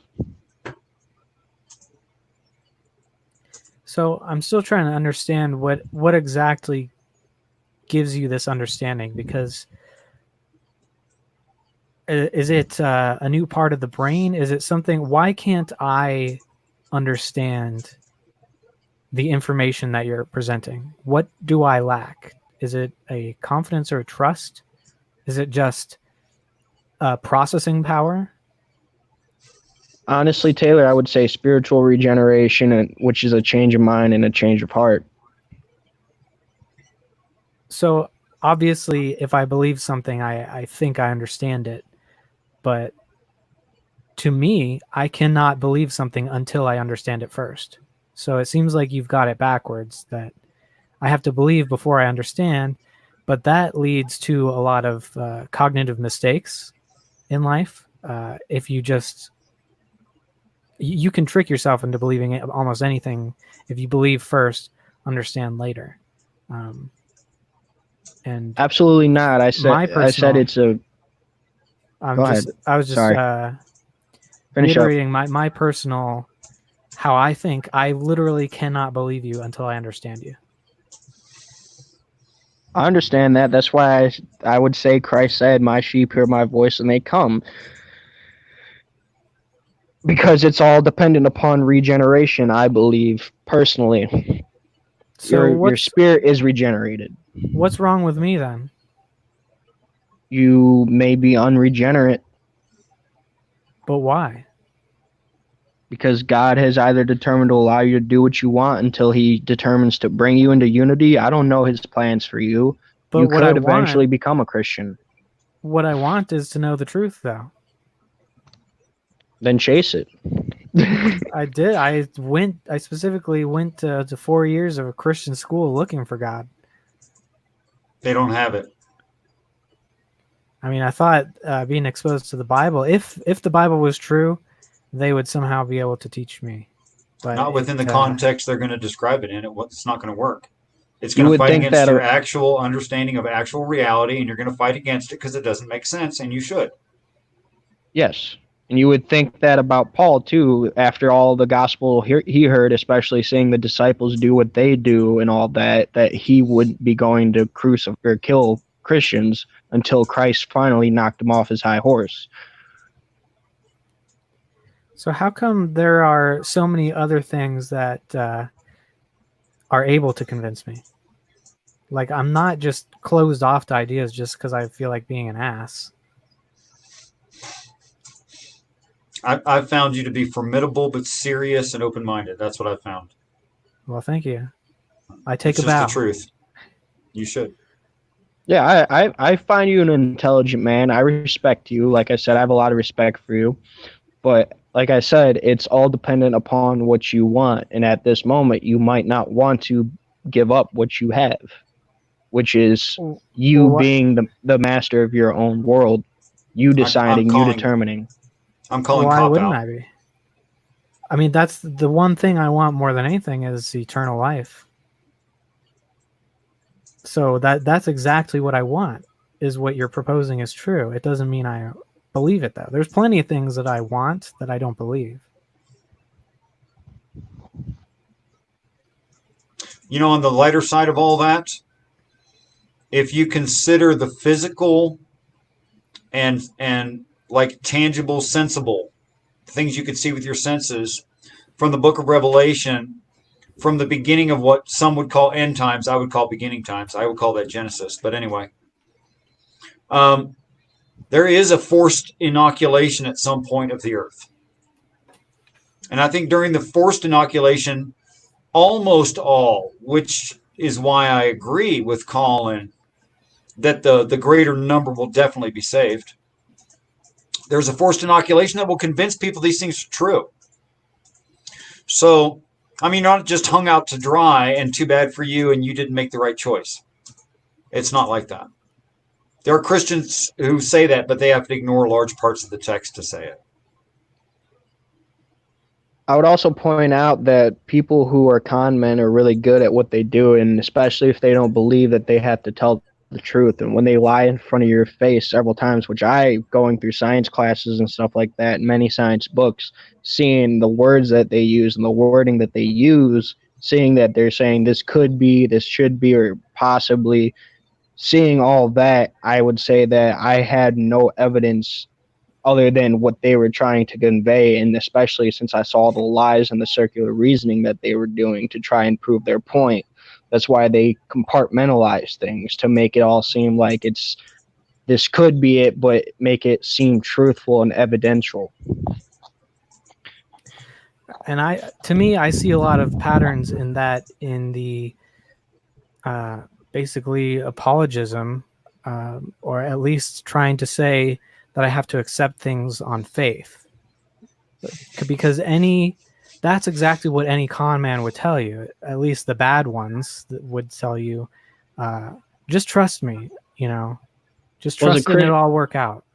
As a Christian, I would never want to take anything purely on faith. Like, I would never look at the Bible and say, well, I'm just going to believe it and not go and look and see if it's actually telling the truth. Mhm. I would actually say, okay, how am I going to come up with the basis, first of all, for my reasoning, my rationality, my laws of logic that are immaterial when everything around me is supposed to be based off material evidence? But I'm using immaterial things to come up with this. So, and spirituality is immaterial in itself. So you have knowledge that's immaterial, but at the same time, you are a spirit, a dead spirit for the most part, a soul that is immaterial, just as your laws of logic and your rationality are immaterial. So would you ever say that you have faith in something like gravity? No, I have absolute assurance as a Christian through epistemological revelation of God condescending, which means he humbled himself, he came and he revealed himself and he revealed about us his purpose and our purpose. If you don't mind, Taylor, Yeah. Collyn, is your faith in God? Let's say that God came to you personally. You knew it was God because of your experience of God. Said, "Sorry, resurrection was blown up. Didn't happen." Would that affect you and your belief system? Absolutely not. Why and how'd you get there? Because if it truly, well, actually, you know what? I would absolutely deny him because God has already revealed in his word what would happen. If it contradicts his word, then I cannot go with it. Okay, but that's denying the premise. I know the premise is not realistic. It's a scenario. I'm asking you about your assurance, your faith. I'm asking you about your faith. I'm not saying that God would say that. I understand that God could never say that. I get that. That's not what I'm asking you. Well, you would have to ask me a question that would be consistent with his character and his word, because if it's contradictory to his word, how could I have faith in it? Are you saying How you could I have? cannot? Are you saying that you're mentally incapable of entertaining a scenario? Is that what you're telling me? So I when think you're God capable. Well, I when think God what he's saying is there's no amount of information or revelation that could ever convince him that he's wrong. Yeah, but that's not even my question. My question is, if that was destroyed, if for some reason it went away, would you still have your faith? Would you please tell me how you would have faith without, like, the physical resurrection? Because I'm trying to warn you about something. How would I People have? very, very staunch in their religious belief systems have lost their faith because they found, like, for instance, they were dependent on historicity. Then they found it was historically inaccurate and they lost their faith. So I'm asking you, what is your faith based in? Because you'd said resurrection. So I used resurrection. What if the resurrection went away? Would you still have your Oh, faith, and how'd you get there? I said revelational epistemology is what my faith is based in. Okay, so if I that didn't. disappeared, what would it be based in? It would be based in absolutely. I couldn't have one. So you would lose your faith. I would have no faith. Right. I just don't think it's wise to have all your eggs in one basket. That's all I'm saying. I think you should, So, if you're going to believe in God, you should believe in God for multiple reasons on multiple levels, and including, anecdotal, personal experience, evidence, well, historicity. I mean, you should have. I would believe in a God, obviously, because there's a creation and there are immaterial aspects to this universe that I couldn't explain. But without the revelation, I wouldn't know who he is. So I wouldn't be able to have faith in him directly. Well, what if it was just you couldn't explain it? Why wouldn't you just stop there? Because I thirst for knowledge. So why would you just pick a rant like you can't explain it, therefore it was God? How does that fuel your thirst for knowledge? Because a lot of people have done that, and then we figured out, oh hey, planets move all on their own because of this thing called gravity. What I'm saying is if I can't explain it, then I'm going to look for a reasonable explanation to it. Okay. As for myself, God has revealed to me personally things that I falsified in reality that were outside of my knowledge base. That was real information outside of my experience. I went to point B, looked for object A. Object A was exactly at point B. Real simple. So, Collyn, you said you were completely sure? Yes. 100% sure? Yes. Otherwise, I wouldn't be able to trust anything. So there's no middle ground between 100% and 0%. I believe that no one is neutral within those aspects. You are either completely trusting in it. 99% sure of something? Well, then you would still have that 1% that you're not sure, so you wouldn't be neutral in your worldview with that. You would have to be either sure or you're 1% not sure and 99% sure, but you still don't know 100%. Are you saying 0% sure is neutral? No, I'm saying that's not neutral. No one is neutral within their worldview in that aspect. So if you're 99% sure, you still have that 1% unassurance. So you are unassured, but you're kind of sure. What number would be neutral? Nothing, because no one is neutral in their worldview. Okay. But so could I not be a percentage sure? Like, does that not even make sense to you? You cannot even be a percentage short. Is that I would say you would be, if you're a percentage short, then you're not assured of something directly that it's verifiable and will continue to be the way it is. So everything you believe you're 100% sure on? Within God and his revelation, yes. Well, I'm just talking about just anything. Is there anything that you're between not 100% 0 and 100% sure on? Yeah, I don't know when I'm going to die. I'm not sure when I'm going to die. But I would say, I mean, I'm 0% sure of how that happens. Or maybe like, I don't know, 10% on cancer or something like that. Does that make sense? Sure. Okay. The other thing I wanted to ask was, so if you die and go to heaven and stand in the presence of God, would your confidence in your belief increase or stay the same? I believe it increases more and more every day the more I grow in knowledge and his word and understanding and seeing the truths to his word. So if you're at 100% today and your confidence increases tomorrow, how can you get above 100%? No, what I mean by confidence is the confidence in that he is able to preserve me. I would say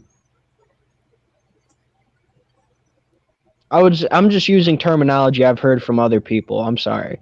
But for me, I would say yes, I'd be 100% sure that I'd be saved. I would not have any more confidence than I have now in a perfect Savior who saves perfectly. So your confidence level. Snake. Go ahead. You'll forgive me, but that sounds like you're interchanging the words assurity and faith. Like he could be 100% sure in his faithfulness right now, and in his faith right now. He could become stronger in his belief system, in his outlook, because of future evidences if they happened. he's already 100% in his faith, but he could become more assured than that later, because and I think this is really the defining point you're trying to get at, that faith actually lends to the idea of a modicum of doubt, and which I would agree with personally. Is that right? Well, I was using assurance and confidence interchangeably. Okay. If there's some kind of a discrepancy there, I guess we could address that. But Yeah, I don't understand how you could be 100% sure and not know the answer. Like, I've had the feeling of 100% surety before and then been wrong. So now my future expectation is, well, I'm pretty sure it's going to happen like this, but I know I've been wrong before. So I always wait until I see the result. It's like, even if I know, hey, this is going to fall, I only can say I'm 100% sure after it's fallen.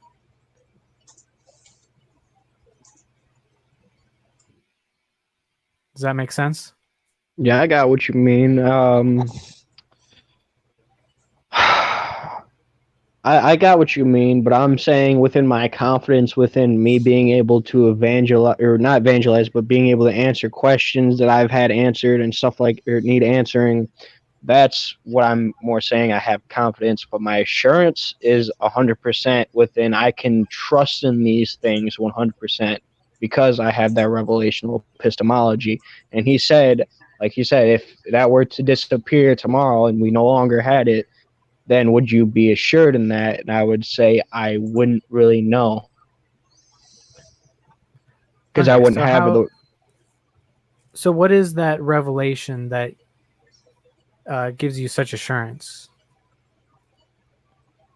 What is the like revelation? How did you become 100% sure? Or were you raised to be 100% sure and then you kind of looked for reasons later on? I would say I grew up in a sort of Christian home. Like, we went to churches on Sundays until like I was like 5, and then we stopped going, and my parents aren't really all about God and stuff like that. They hardly ever really were about God. I wasn't really growing up in that type of Christian home. I became an atheist, and I believed in all sorts of stuff, but I was really against that. So I would say my assurance, or I'm sorry, ask the question again. Just how did you come to believe in the first place? Oh. Or what is your belief rest upon? First of all, I guess, how are you so sure? First of all, I was witnessed to by the Holy Ghost. And then from there, I went on and I looked into evidences and understood how we were able to get these evidences, and had assurance within that witnessing and that regeneration of my spirit to be able to go out and say, okay, now I'm assured. I understand how we're able to have immaterial aspects of this universe. I understand how evidentialism makes sense in this worldview. And then I looked into other gods and stuff like that, other religions like the Sirius and stuff like that, and I've come to the determination that other gods who are derived from the creation and not eternal cannot be true and cannot be consistent within their thinking, especially their actions that they take and their constant changing of their minds. Okay, I mean, I would argue that God falls under those definitions as well, but you would say God is created and derived from the creation? Well, what I was talking about was that he contradicts himself and changes his mind. I would disagree with that. In terms of, he damns the certain people, he orders the Amalekites put to death, but then he makes allowances for the Jews who are just as sinful. Because he was working on a particular people to set apart from the world, and he had absolute right over that creation who was hostile and wicked towards him, who did not want him. And if I might, and before for just that, a second on that topic. well, if I could, If I could just Sorry. finish real quick. Before that, his standard was to destroy entire cities himself, and then he changed his mind to let the Jews do it for him. And then before that, he tried to destroy all the races on the earth except for like a couple pairs, with the flood. And then after that, he decided, well, I'm not going to do that anymore. He changed his mind there. And who was? I'll have to look it up. I think it was Abraham or Jacob or something was arguing with God and changed his mind. So I see that all over in the Bible. Go ahead, Richard. Gosh, skip over me. I think I lost what the topic was. Sorry about that. No, it's okay. He was talking about God contradicting himself in the Bible, destroying entire cities and all that. Like I said before, God gave those cities pre-flood he gave them chances to actually repent and come to him. And they absolutely would not, because they were hostile towards him. Now, what are you going to do with someone who is hostile towards you? You're going to wipe them off the map because they don't like you. They wouldn't want you, especially like in Babylon. I believe that's part of the story where the king actually wanted to kill God. I don't know if I can't remember that part. And you said that he wiped entire races off the face of the planet except for a few people. How do you know they were different races, especially since after the Tower of Babel, that's when they all split up and they went into different directions? So you would have to prove that they're different races, and you can't say tribes killing each other, though they're the same race, is racism. That was just tribalism. I remember now what I was going to say. Go ahead. I'd recommend to anyone who's studying the Bible that they read the part of how to create an altar. That an altar has to be made of 2 uncut stones with the word of God written in them. But you couldn't write in a stone without cutting it. You'd have to cut it. And that what he's actually talking about is the Old and New Testament. Those are the 2 stones. And that's the context for the word stone. So if you stone someone to death, probably could read like throw the book at them. I get you. It's saying convince people the Bible's true. It's not saying hit people in the head with rocks. Yeah. Fine. In fact, you won't find the word rock. What is that word, by the way? The word stone in Hebrew or the Koine Greek or what have you? Yeah, you said I'm not a linguist. I just looked. I'm sorry. I'm only 7 years old. I don't remember all these how to pronounce it and stuff. Yeah, the word stone there and stone a woman to death on her father's doorstep. If a man lay with a man, stone him. All this is talking about preaching. It's not talking about killing folks. It's not about killing folks at all. And when you bring up like the Amalekites and that they should be slaughtered, I really recommend you look up the word slaughter, because slaughter can include clap. I don't know how you clap someone to death. But it actually means surprise and overtake them. That's what it means. To surprise or overtake is a good general definition for slaughter. These people were also having bestiality type stuff, and they were full of diseases, and he was trying to people do horrible things today. But we don't go and murder them, and God doesn't ask us to go murder them. But why didn't God just regulate bestiality then? Well, first of all, it's off topic. It's not in the text at all. Just like rape is not a topic and slavery is not a topic. That's just stupid stuff we do. So in terms of tribalism, all I mean by I would categorize that as racism, because it's just prejudice based on what group of people you belong to, and tribes are genetically distinct, at least their lineage distinct. If you hate even a certain like family of people, it's the same spirit of just prejudice and hatred as racism is. It's just that races are usually larger categories. So I don't see how you can condemn racism but not tribalism. Never condemned tribalism. Well, that's my point. Is you should condemn it just as much as racism. No, I'm saying I never said that it was about tribalism. I'm saying that tribalism and racism are not the same thing. Being consistent with its definition, racism is talking about someone's race, not the tribe they come from. What decides a race? Other than where they come from, what their skin looks like and stuff. That's the same. Color of skin. That sounds like almost in America. You'll forgive my stupidity, but that sounds like almost exactly the same definition: tribalism and racism. It's like if someone were to come over here from Africa, you wouldn't exactly know which part from Africa they were, but you would say they're black, they're the race of black. Or if someone were to come over from Europe or Asia, you would say, well, they're an Asian, they're of the Asian race. But okay, so racism is big disputes, and then tribalism is smaller disputes. Is that what you're saying? Yeah, tribalism is smaller disputes between two tribes, but it's still the same thing.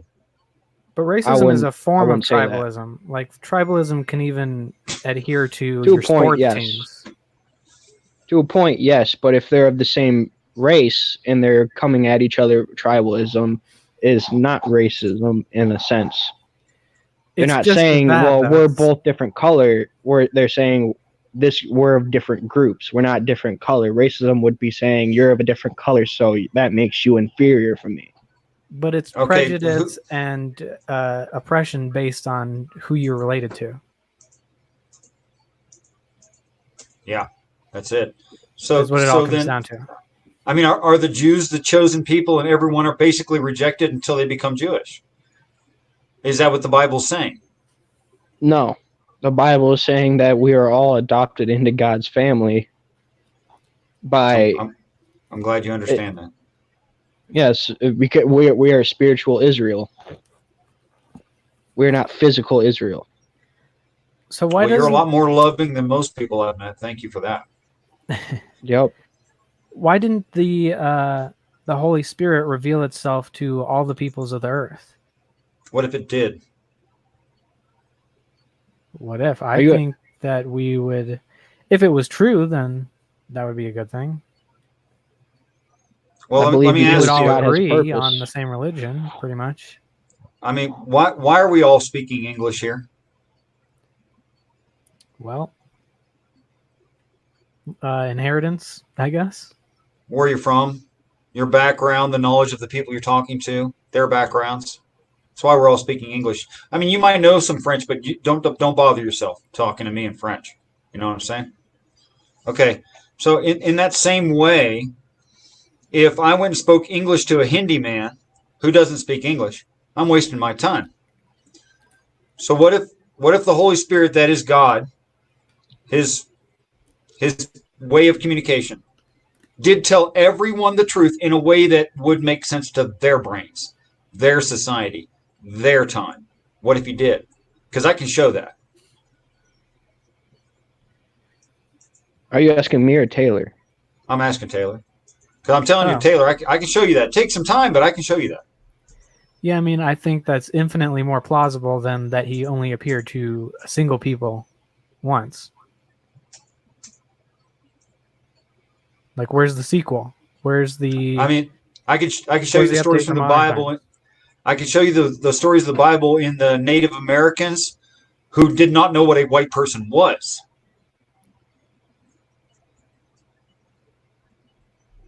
That they had the Bible? They already had the Bible, yeah. They've always had it. Well, I can see some parallels you could draw between their religion and... No, I mean every single point. Every single point. Take a while, but I can show you. Every single point. Seriously. But in a different form, right? Well, it's a different language. I mean, I'll give you it's a different language.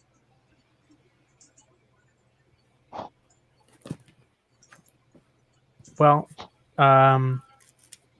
yeah, like I said, it's not so much that I have a problem with, though I would if he were to do that, I would think that there should be some kind of consistency of form, and just put the exact same book in multiple languages, Yes. I think the best way to do it would be to just, if a Bible magically just popped out of thin air in your language every time a baby was born, that would be pretty good That'd be evidence. pretty cool. Yeah. Especially if it was written for that baby's brain when the baby matured. That'd be awesome. Yeah. Yeah. Unfortunately, it's just for the hero.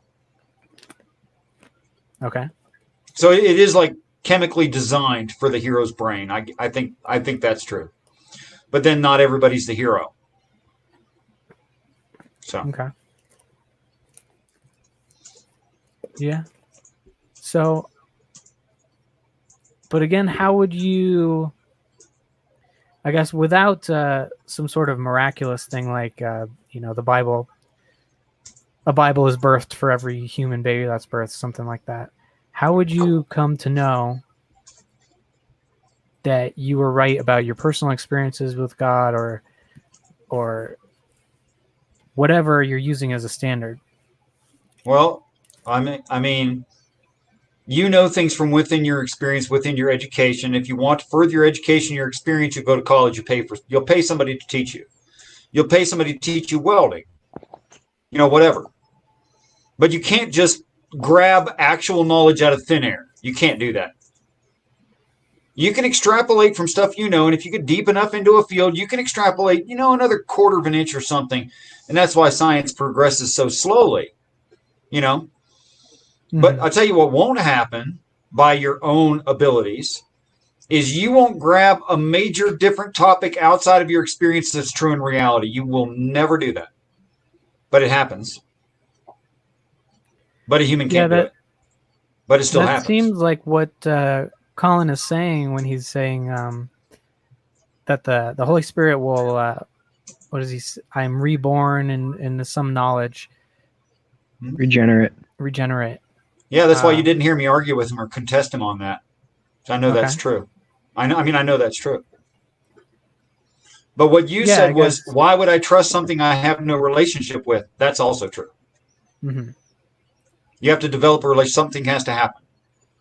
There'd have to be some kind of intervention in your life.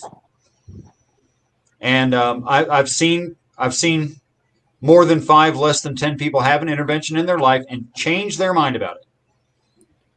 I've seen it happen.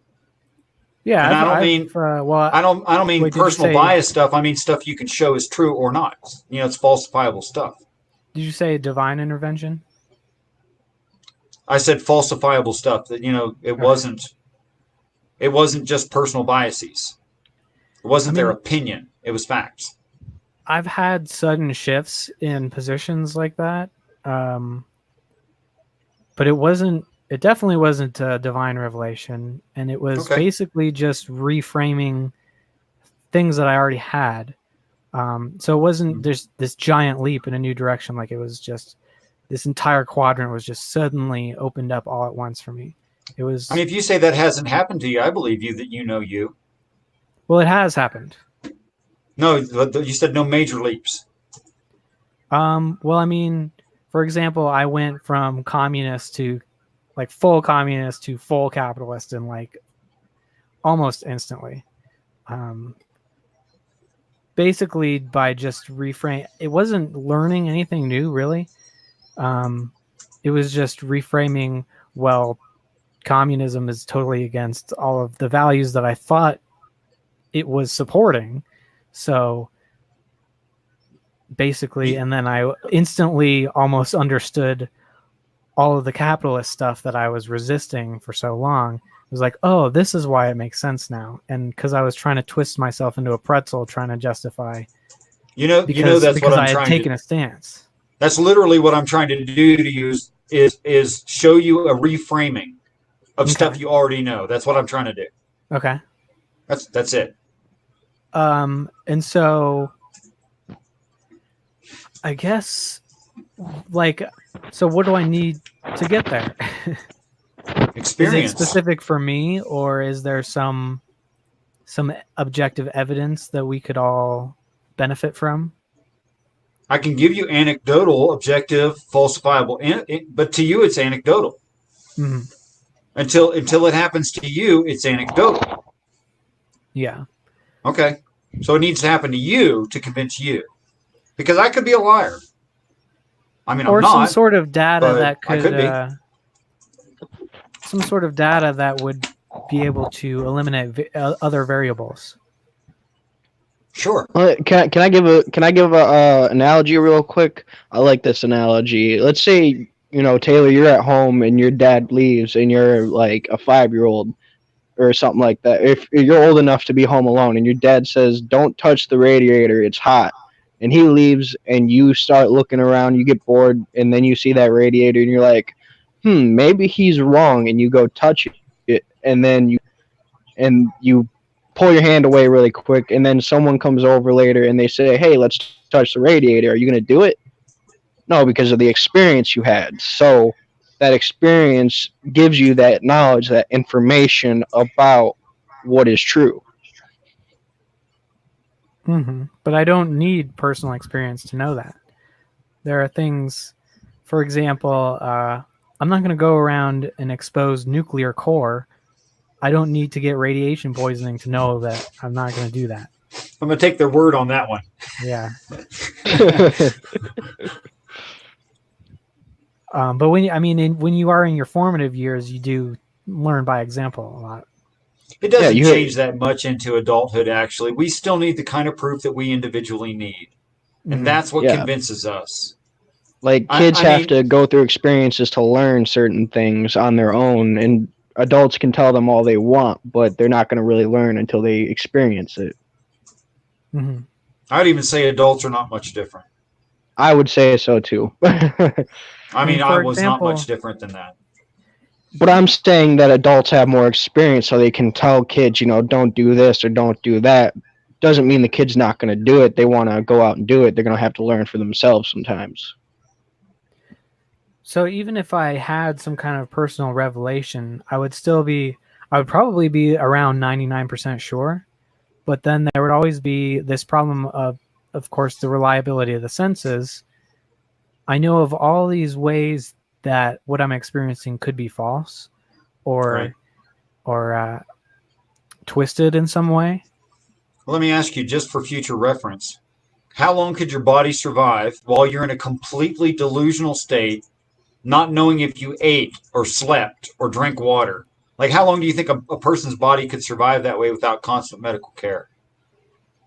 If you're not going to seek water, you could die in under 3 days. If you're drinking way too much water, you could die in a couple hours. Right. Okay. And then food, you can last about a month without food. But you're going to die. You can't last forever.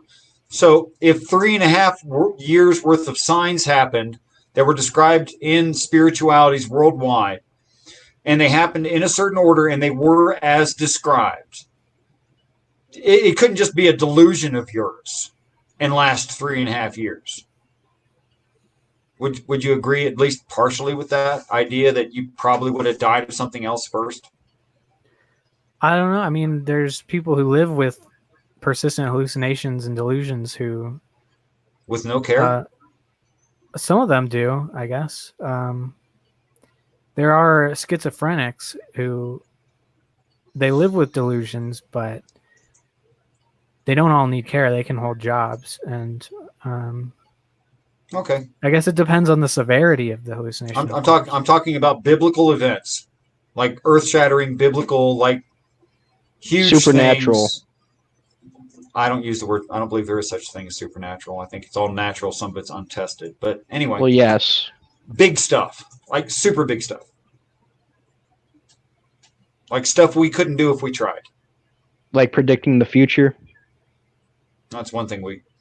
I'm talking about. We can't predict the future, right? I'm talking about events like that happen hundreds of years later that are not natural qualities that happen in human history themselves, like humans doing these things, like predicting Alexander the Great or the fall of Jerusalem in 70 AD or something like that. There's a lot of argument against the fall of. Sorry. What about predicting Trump? That would have been nice, right? Yeah. The Simpsons did it. I'm sure. Well, yeah, I'm sure. But that's because they're all together. Yeah, I'm not sure. That's because the elites work together. When you're told a fact, I'm not sure that's a prediction. I'm not sure that's prophecy. But anyway, Yeah, the fall of Tyre is very, very debated. I won't even get into it. I've seen scholarship convincing saying Tyre never did fall under the actual prophecy. It's not something I get into. I'm not a historian, as I said, but I think Tyre will fall when this planet ends. I think it is a prophecy that will happen. It just hasn't happened yet. That's all. No big deal. So, yeah, you're talking about personal experiences and things that are falsifiable, verifiable, and that's what builds relationship. Just like any relationship you have, that's how we operate. You test people, you put a little bit out there, you extend yourself a little bit, and if they fail you, you draw back. Just like dating or anything else, friendship. That's our nature. And if God understands our nature, God should be working with our nature and building on that kind of level in those kind of incremental steps. And I think for anyone that has not happened to them yet, then it's intentionally not happened to them yet. Not that it won't. It's intentionally not happening yet. That's what I think. Like I said, Taylor could become a Christian, and God could use all of the things that he's done, the fan base he's built, to turn around and start teaching actual creation or something like that. He could end up changing his mind completely. He could just be allowing him to continue doing what he wants for a purpose to glorify himself, to say, look what I've done with this person who didn't really accept me. I have to ask, if you don't mind me saying so, Collyn, I have to ask myself the question, who saves more souls to heaven, Christ or the Antichrist? Because the Antichrist is so nasty and it becomes really obvious, huge masses turn away from him and go to heaven. So I wonder who saves more souls. I'm thinking Jesus, but maybe not by a really great percentage. Can't tell. Christ, I would say. And Christ even said that there would be many that fall away. Yeah, well, one's too many in the view of Christ. So yeah. So what's many mean? 3? Like John, like John said, they went out from us to show that they were never really of us. So if they were to fall away, then they really aren't Christian. All right. Yeah. Right. What do you think of that, Taylor? What if Christians like to ask atheist agnostics, well, what would it take to convince you? And that's impossible to answer. I think it's too vague. So let me ask you specifically, if the prophecy of 7 separate events of literally like a cosmic scale event, and they happened as described and in the correct order, would you just say, okay, I have to doubt my own sanity? And I think that's wise, by the way. To say, okay, maybe I've gone insane. So I'm going to ask people around me if they saw the same stuff the same way, and I'm going to verify my experience through other human beings, which is something we should do. But even after all that, and if it happened all the right stuff in the right order as described, other people verified they experienced it too. At some point, wouldn't you just accept it? Yeah, of course, at some point. Like I've already described a couple things that would get me at least pretty close. So in a world where it would be obvious, I would say, the Bible being born for every baby, that would be proof of something supernatural or higher than us is at work. Would it be proof that this book is telling us the truth? Not necessarily. But if we lived in a society where we could freely question this book, and we found no contradictions, and it was useful, and we haven't been able to really push knowledge and science past what this book has revealed, if all technology and all scientific knowledge and all philosophical thought is basically all based in and can be sourced from this book, and it's able to be universally understood unambiguously, and especially on top of that, if there was some kind of magic associated with this practice. Wait, hold on. Time out just a second. How can you have unambiguous free will? How could you have both of those? Aren't those contradictory? Well, what I was saying is unambiguous is the meaning of the text. Right. How could you have the text unambiguous and still have free will? Could you describe that? Because I don't think that's possible. Well, I don't think free will is a coherent concept in itself. Oh, So okay. Well, never mind then. yeah, because if it's convincing, then it causes you to change your To mind, believe. Right. and you don't really have much control over that. It convinces you and it compels you to believe. So if some sort of conditions like that were met at a societal level, if society looked like that, then I would probably believe. It did at one point. Sadly, it's not anymore. Everyone had the same religion, and For the most part, like I'm talking about within the world, the known world. yeah, I mean that's one reason I think a lot of people have realized that it's less and less But you rational also to believe in some of you these also have to religions. remember. You also have to remember, Taylor, we are in a fallen world and we are fallen creatures that are valuable and that we can make mistakes and we can misdirect ourselves. The fault is in the person, not the map or the book, right? Like if I were to give you a math book and you were to study it and you came up with different answers than the book was giving you, the fault is not in the book, it's the fault is in the person, right? That would be Sure, but true unless the math book contradicted itself. And Well, in yeah. typical Christian view, in every religion I've ever heard of, there are parts of the text that contradict itself according to their view. The only exception I know is mine. and it's precisely because we make mistakes and because we don't know everything is why I'm skeptical, because I know that I could be easily tricked into any number of things if I just accept it. So I have to have this high standard of proof. Hey guys, let's Otherwise, do this again sometime, but I think we should wrap this up. Like my cigarette alarm has been going off for an hour now, you know? Yeah, I yeah, If feel that's you. okay. Or if you guys want to keep going and I'm just going to drop out, that's cool too. But I'd love to talk to you both again sometime. All right. yeah, thanks for coming. I'm cool with Yeah. keeping going if you want to go, Collyn. I can do this for about 15 more minutes. All right. All right, gentlemen, I appreciate your time. Thanks for letting me spend some time with you. I want you to know that I wish you both peace. And as much as I can respect a man, I respect you both. Well, thank you, Richard. Thank you. God bless. I appreciate you having us both on. God's obviously blessed you too, sir. Peace and good night.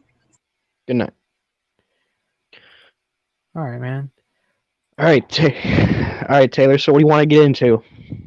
So I guess just on the point before is, how can I know that this particular book is the standard? Because all of them say that they are the standard and that you have to believe them. How could you know? Like I said before, you'd have to have the witnessing of the Holy Ghost, and then you would have to continue to actually look for evidence instead of trying to just disprove it. You can try to disprove it as well, but you'd also have to look for evidence to see if it actually matches up. Also, I would point out, like, he would disagree with me on the fall of Jerusalem, but I believe that that was a supernatural event predicted by Jesus himself and from the Old Testament itself, pointing that after the Messiah comes, then the city would be destroyed. Yeah, I So think I it would would, be a much stronger case if like everything in history was predicted, or at least like a vast majority, and well, things that were relevant outside the culture as well. Well, I see in God's new covenant, I see that within almost every Christian I meet, other than like, save the ones that are extreme, like the Westboro Baptist Church and stuff like that. And I would say that, yes, he has predicted within his new covenant what he would do with the people, not just in the Jews, but all around the world, which is taking out that heart of stone, putting his spirit within them, and all that. And I see that testified within myself and with every Christian I see, and as well with the events predicted about Jerusalem, the coming of the Messiah, and everything that would happen with Jerusalem. So, I mean, would you say that the members of the Westboro Baptist Church have been touched by the Holy Spirit? I would say more than likely the ones that are out there screaming gay people are going to hell instead of coming alongside these people and loving them. That's not the way Christians actually act when they are saved. Because when you are saved, you are loving, you are respectful, you are kind, you have the mannerism of the Spirit because the Spirit is within you. God dwells within his people because we are his temple. So they like aren't even like they believe, but they're not touched by. They don't have the knowledge of They, be- what the they true believe standard should be. they believe. I would say I can't tell the hearts of them. I can only see the actions that they do. That's why the whole point of James saying faith without works is dead, because a true living faith will have good works, and the works they're doing are not good works. It's not good fruit. That's why we are called to be fruit inspectors. Okay. So would it be rational for someone to not believe in God until the Holy Spirit contacts them? Because if you're saying that belief comes from the personal experience with the Holy Spirit, isn't it rational to not believe until you've been contacted? Well, it's rational to believe that an unregenerate person would not want to seek for God. As Paul says, there is no God seeker. No one seeks for God. No one seeks for him at all. So it's rational. He could be, you could be, let me be honest, you could be regenerate right now, but you're still resisting it. You're still resisting that truth. You're still resisting that regeneration. You're still resisting that spirit. But you could be regenerate right now and then come to the truth later. But someone who claims to be saved and does not show that they are saved, I would say that they more than likely are not saved. I can't see into the hearts of men. God can. So I'm not going to leave myself to be the judge here, except for I can only say that they are not Christian as far as I can see from their works. But if I only have if the experience with the Holy Spirit is what gives me faith and knowledge, and I don't have that experience, is it rational for me to reject those beliefs? Is it rational, or is that just what we are naturally born into? I Yeah, would say is it we are rational? I would say rationally, the person who does not, yes, they're not going to, because they're already not wanting God, they're wanting what they want. So if But I they do want God. I just don't believe in it. I can't see into your heart, Taylor, so I can't tell you if you truly do want it. So Why like I've wouldn't I? said before, why would you? Because you'd have to give up you would give up things. Like I said, you would want to give these things up. It'd be hard. You'd want to give up certain things, like, no disrespect, but for things like fornication with your girlfriend and stuff like that. And I would say you'd have to give stuff like that up being a Christian, because you would want to. Within that aspect, you know that the price that comes with being Christ's disciple. Because Christ said, pick up your cross and die, not go enjoy the world and be part of it. You are to be separated from the world for his goodwill, his good pleasure, and your good. But that would certainly be worth eternal salvation, wouldn't it? Most people don't see it that way. I've talked to many people who say, no, that's not worth it. Why would I do that? Because it's better to enjoy this now, because I don't know if I'm actually going to have it. So what that says to me is that they haven't been touched by the Holy Spirit. They haven't experienced such a thing. And more than likely, I believe, I like I said, you could be regenerate, but I believe the person is regenerated when hearing the gospel, and then they come to faith. It's a gift of God himself. And like I said, God could be letting you have what you want right now, which is to deny him and trust in the evidences that you've been given within the secular worldview and stuff like that. And then eventually he could touch you and change you, and you could be used to change your fan base and go against everything you've done, so he can be glorified, and you're good, and what is good for you will happen. But without that Holy Spirit, I literally can't have knowledge of God. No, I mean you So do it's have knowledge of rational God. for me to You reject you it if you I absolutely can't ever find it.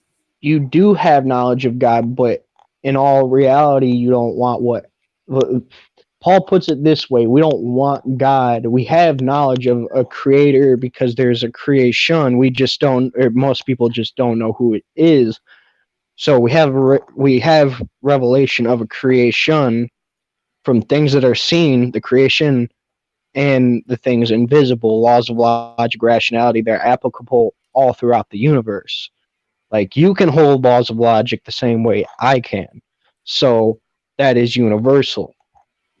But we suppress that truth because we do it in unrighteousness. We don't want it. We want what we want, which is to have our flesh, which is to have the things that are comfortable to us as creatures who are fallen.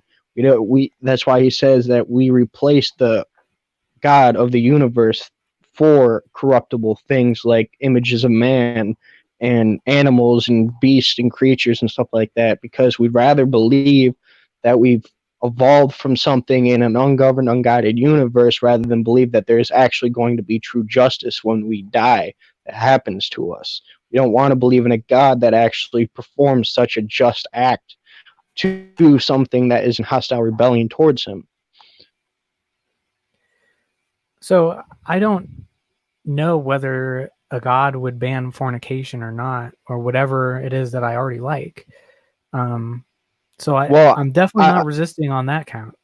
I would say in your own mind, you know that's true from when you were a kid, but as you get older, you become numb to it. Like I've said, I use this example. If you kill someone right now, you're not numb to it. You're going to feel something. But if you're an assassin and you kill your 100th person, you're going to be numb to it. You won't care. So after so many sins, you don't care anymore. Your consciousness becomes numb to it. Like if you're a thief and you start out when you're a kid and you start stealing things, you're gonna feel bad about it, but eventually, and you especially since you know it's wrong to do something like that, it's on your conscience. Eventually, it's going to harden towards that thing that you're doing, that sin that you're doing, because you're so used to it, because it seems normal to you. But I actually don't know what your God says is true and false. And I couldn't know without the Holy Spirit. No, because you're born originally with a heart. I believe born with a heart of flesh. Over time, it hardens. I don't believe you're born spiritually regenerate. You're spiritually dead when you're born. You need to be spiritually regenerated Why aren't we all just regenerated though? because God has a particular purpose to allow His creation to do as His creation wills for a particular purpose, for the glory of Himself and for the good of those who love Him.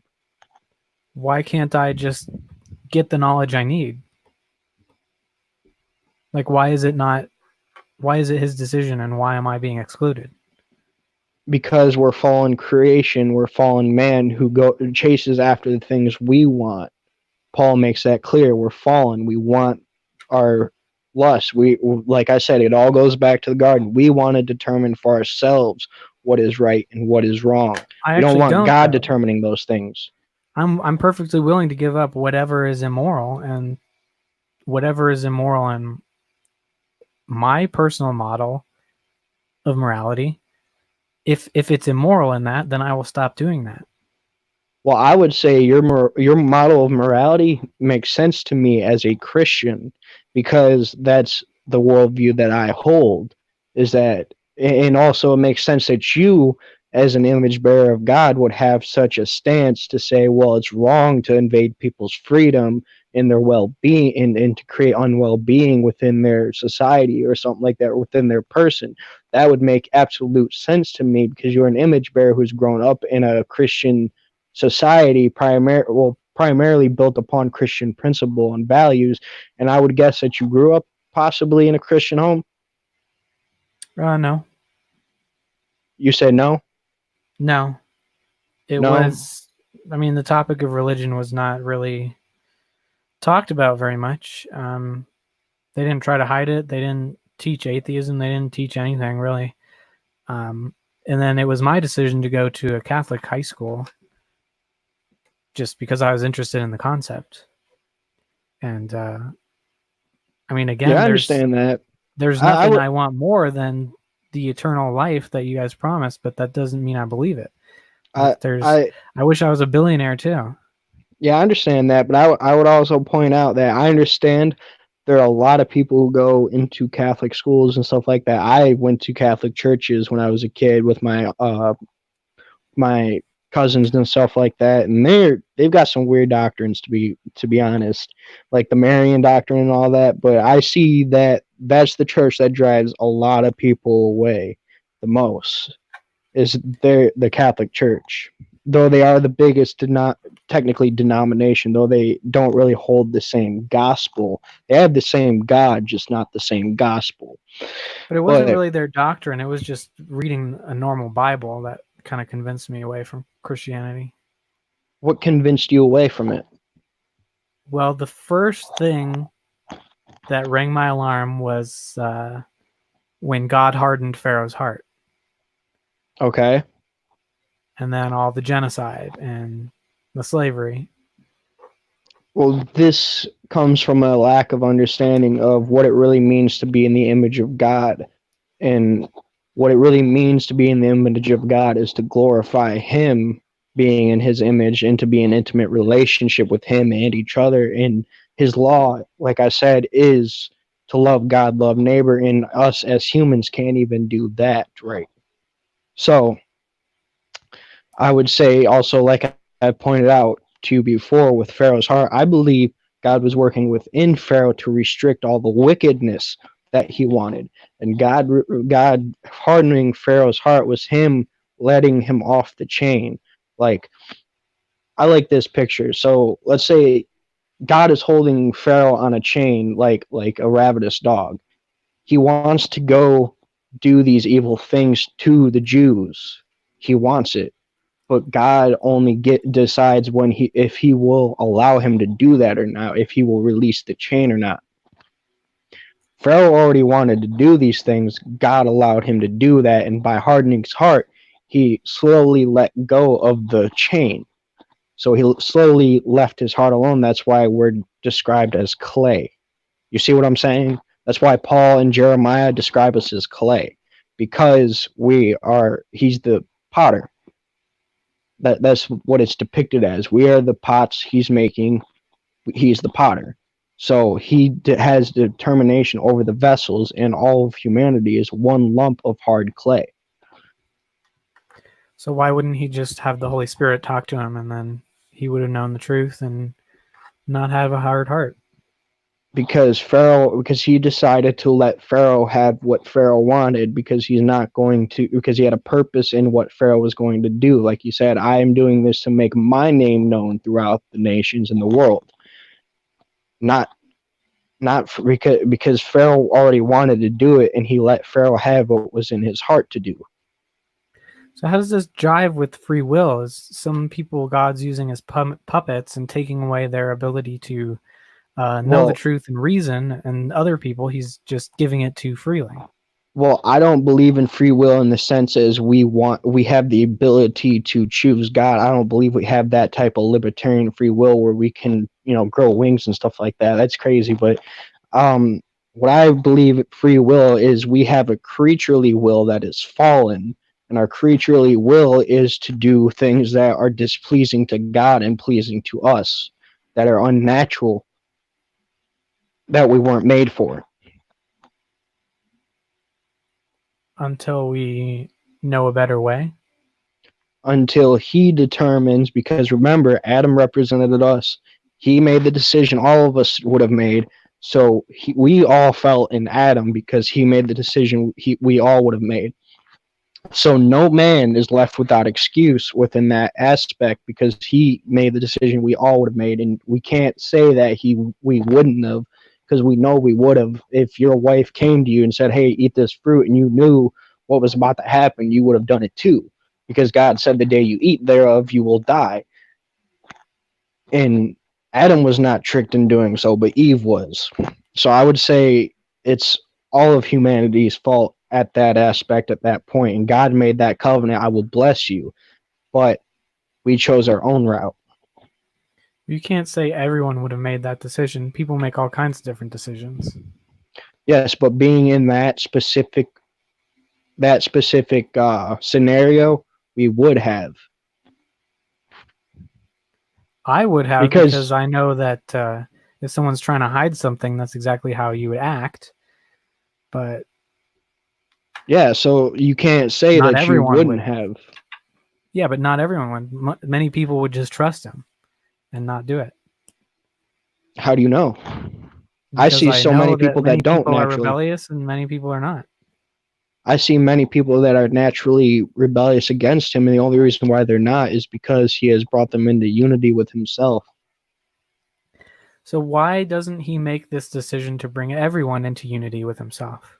Because he has particular purposes to allow certain evil to happen to bring about good for those who he will bring about to in unity with himself.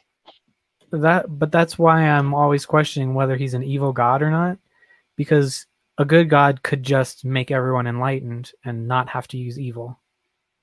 Well, you have a definition of man that seems like man is all good and that he is deserving of these things. No, I have a definition of man as someone who God made unequipped to make this decision, and then he arbitrarily decides who he's going to equip with the ability to come to God, and then he's just going to damn the rest of them, even though he never gave them the chance. Because we don't want him. Listen, I don't deserve grace. Like I said, that's why I said we don't. Grace cannot be demanded. Grace can only be given. So I do not deserve his grace. I deserve hellfire. He would have been just in letting me continue in my sin and not coming to him and understanding the truth. He would have been perfectly just in that, and I would have deserved hellfire for that. For my own decisions. It's not his decision that, oh, well, he's breaking my character, my law, so I'm just going to bring him to unity with me. It's his decision that this is what's going to take place for this person's good, because certain things that are evil work out good for certain people. Like, you got to admit, certain things in your life you didn't see the good in it, but it eventually turned out to be for the better. I'm sure you can admit that as as you say, or as you see, but man is not deserving of grace. Man is deserving of justice. And what does justice demand? A just judge that is a just penalty. So if we don't deserve grace, but God gives us grace, then don't you disagree with God? No, I'm saying that God has the free will in himself to give grace because he is the just judge. Let me put it this way. If you go into a courtroom, does can a judge just be letting, saying grace and mercy and stuff like that, like flowers out of a hat? No, he can't. He has to. If he's a true just judge, he has to, give justice. But if he can decide, determine to give grace to who he wants, he can say, "I'll have grace" or "I'll have mercy." You've seen those videos of that one judge, right? Online, people go in for tickets and stuff like that. The old man. Yeah, I So do know what you're talking about. is it within the judge's own capability and authority to be able to say, "I'll give you grace, I'll give you mercy"? If he's trying to enact justice, and his justice is perfect, I don't see why he would give mercy to that. But Because in the someone had cases already of paid like the fine. the merciful judge you're talking about, that was the mercy was given based on works and not faith. Like, they didn't ask, do you have faith in Jesus Christ, or do you have faith that this judge is your God? No, they were good people independent of whatever their beliefs were. But that's why you have a distorted view upon what makes good or not. You can't see into these people's hearts, so you can't say for sure they're good. Is it good to objectify women? I think that's morally neutral That's morally in a neutral sense. to objectify women, to just look at them as just objects and not actual human beings. Uh, you need to treat everyone as if they have human rights, but sure, you can look at someone as an object. You can objectify men. You can. Well, what I'm talking about is not treating them as an object that you can sell. But if you view someone as a sex object, who's that going to hurt? It's just looking at Because someone you're on a billboard or something like that. That's what I'm talking about. because it's the lack of faithfulness towards that person. You're not looking at them as your like let's say like sex object. You're not looking at them as someone that you're building with, you're in intimacy with. You're looking at them as something just to be as pleasureful, and then it's on to the next person or something like Well, that that's what I typically. do with a massage therapist. Well, they're not sexually touching you that way, unless you're actually going to an Asian parlor. But that's another story. Yeah. That's another scenario for another time. But like I said, Different time and size. faithfulness is God's character, and if we're not being faithful to a woman, then we're objectifying them, and they have no real true value other than that objectification that we're putting them into. I mean, I don't think that's a good foundation for a relationship, but Absolutely not. I would say, Taylor, because you are in the image of God and you can't escape it, my friend. It's inescapable. what makes the image of God a good thing? What do you mean? What makes the image of? Because you are in the image of the eternal Creator. You're made in the image of the eternal, true, living God who has created everything, Well, so and what? you are meant to be in intimate Does that relationship mean with that Him and it's a each good other. thing? Because He is the standard. Yes, But who's to say that standard's a good one? He does. He gets to determine because He is the standard. His character, His very nature, His very character. And we are made in His image. And if we're made in His image, then we should be in intimate relationship with Him.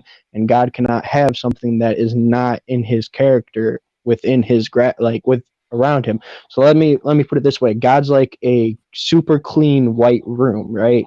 God cannot have any filth, that which is our sin, inside of that room. You cannot have any of that within that room because it's so clean. You cannot have any type of filth or dirt or scum anywhere within it because He needs to keep it clean. That's His character. He can't have that around Himself. Well, so what? How does that prove that that standard is a good one? And the Because he universe is. created you just to suffer. Is that good? Just because that's the creator's opinion? I don't believe He created us just to suffer. He created us with purpose and intent to be in intimate relationship with Him, an intimate relationship with each other. And if you're going to tell me it's bad or wrong to be in intimate relationship with Him and each other, then the burden of proof is on you to say that standard is wrong. Well, I think the burden is on you to say whether it's good. It's good because He's the standard. You'd have to have a standard, and like we've given you the But you ruler can have a bad measurement. standard, right? You can, but He's the determining standard because He created. We didn't create. He created. But So what if let he me was evil? let me put How it would we this way. know? Hold on, I'll answer that in a minute. But let me put it this way: if the standard is for you when you build anything, let's say you build a PlayStation and you have certain standards for it, are you going to say that your standard is not the right standard? Hold on. You build something, you have a PlayStation or an Xbox or whatever you're building, and you use your standards to build that thing. Is your standards the wrong things? And you're the creator of that PlayStation and it actually works properly, or works correct? Are your standards wrong? Is your standards not the right standards for that? Could be if it doesn't work and it doesn't sell. I already said it works. I said it works perfectly. It works fine. Is your standard wrong? Is your standard? Are you the stand? Did you create the standard? And is that standard wrong? No, but if we can improve this standard, if we can find flaws in this standard, then Bingo. that But means God is it's the same eternal, so thing. his So we God need is to be able to criticize and see if God's standard is good or bad. Just the same way we would do a PlayStation. We would see if it works. We would see if the quality is up to date. We would see if people like it or not, if people buy it. I agree, but the standard still relies with you on what the standard is because you're the creator. But there's a standard outside of the creator. There's market forces determining what's going to sell, and there's physics that's determining what's going to work. But I'm saying that you're the one who created the standard for that PlayStation. It doesn't matter. You're the one who created the standard because you are the standard. It doesn't matter. You're the one who is that this PlayStation is determined upon your standard, not anyone else's. It doesn't matter if it sells or not. It works perfectly fine. I'm saying before you put it out to market, the standard is your standards. You have a standard to build that PlayStation. So is that standard going to be wrong or right? It doesn't matter if it sells or not, but if it works, is it wrong or is it right? So that seems Is your entirely subjective because you could have a standard for anything, and that standard could be terrible. Businesses go out of business all the time because their standards don't work. you're getting entirely out of the analogy. God God being the standard does not have anything to do with what people think. God is just the standard because he created us to be in intimate relationship with himself and with each other. If you're going to tell me that is wrong idea of him to do that, then that burden of proof is on you, but you know it is right and it is good for us to be in intimate relationship with each other and not to be hostile towards one another and to love each other. And you know that's right and you know that's true. How do Burden I of know proof that? because you are in the image of God and I can see it in your own model. No, that's not how I know that. That's a circular reasoning. I know that it's true because I was made in the image of it being true. No, you were made in the image of God. How's that circular reasoning? You know it Because to you're be true. assuming what the image is and what the standard is before proving that it's a good one. Like I've said, how is that not a good standard to be in intimate relationship with each other? And you're Why is you're that a good trying one? because he's the one who made the It's standard. not good just by virtue of you saying it is a standard, because I could say anything. Why is eternal torture not a good standard? Why shouldn't we all just be cosmic slaves to I burn for haven't the entertainment of the angels or something like that? What if that because was the that's not what standard? God because that's not what God created us for. And But again, what if it was though? Would it be if it was if it was, then it would be good based on the standard of God and the universe. It'd be right. just because God said so? Is the creator.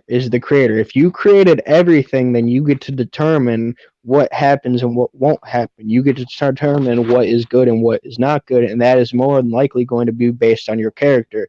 But If you that's make subjective, so it's not good enough for me. I want an objective standard, something that is it true independent of whoever's standard you're using. It's just but God, everything outside of God doesn't exist without him creating.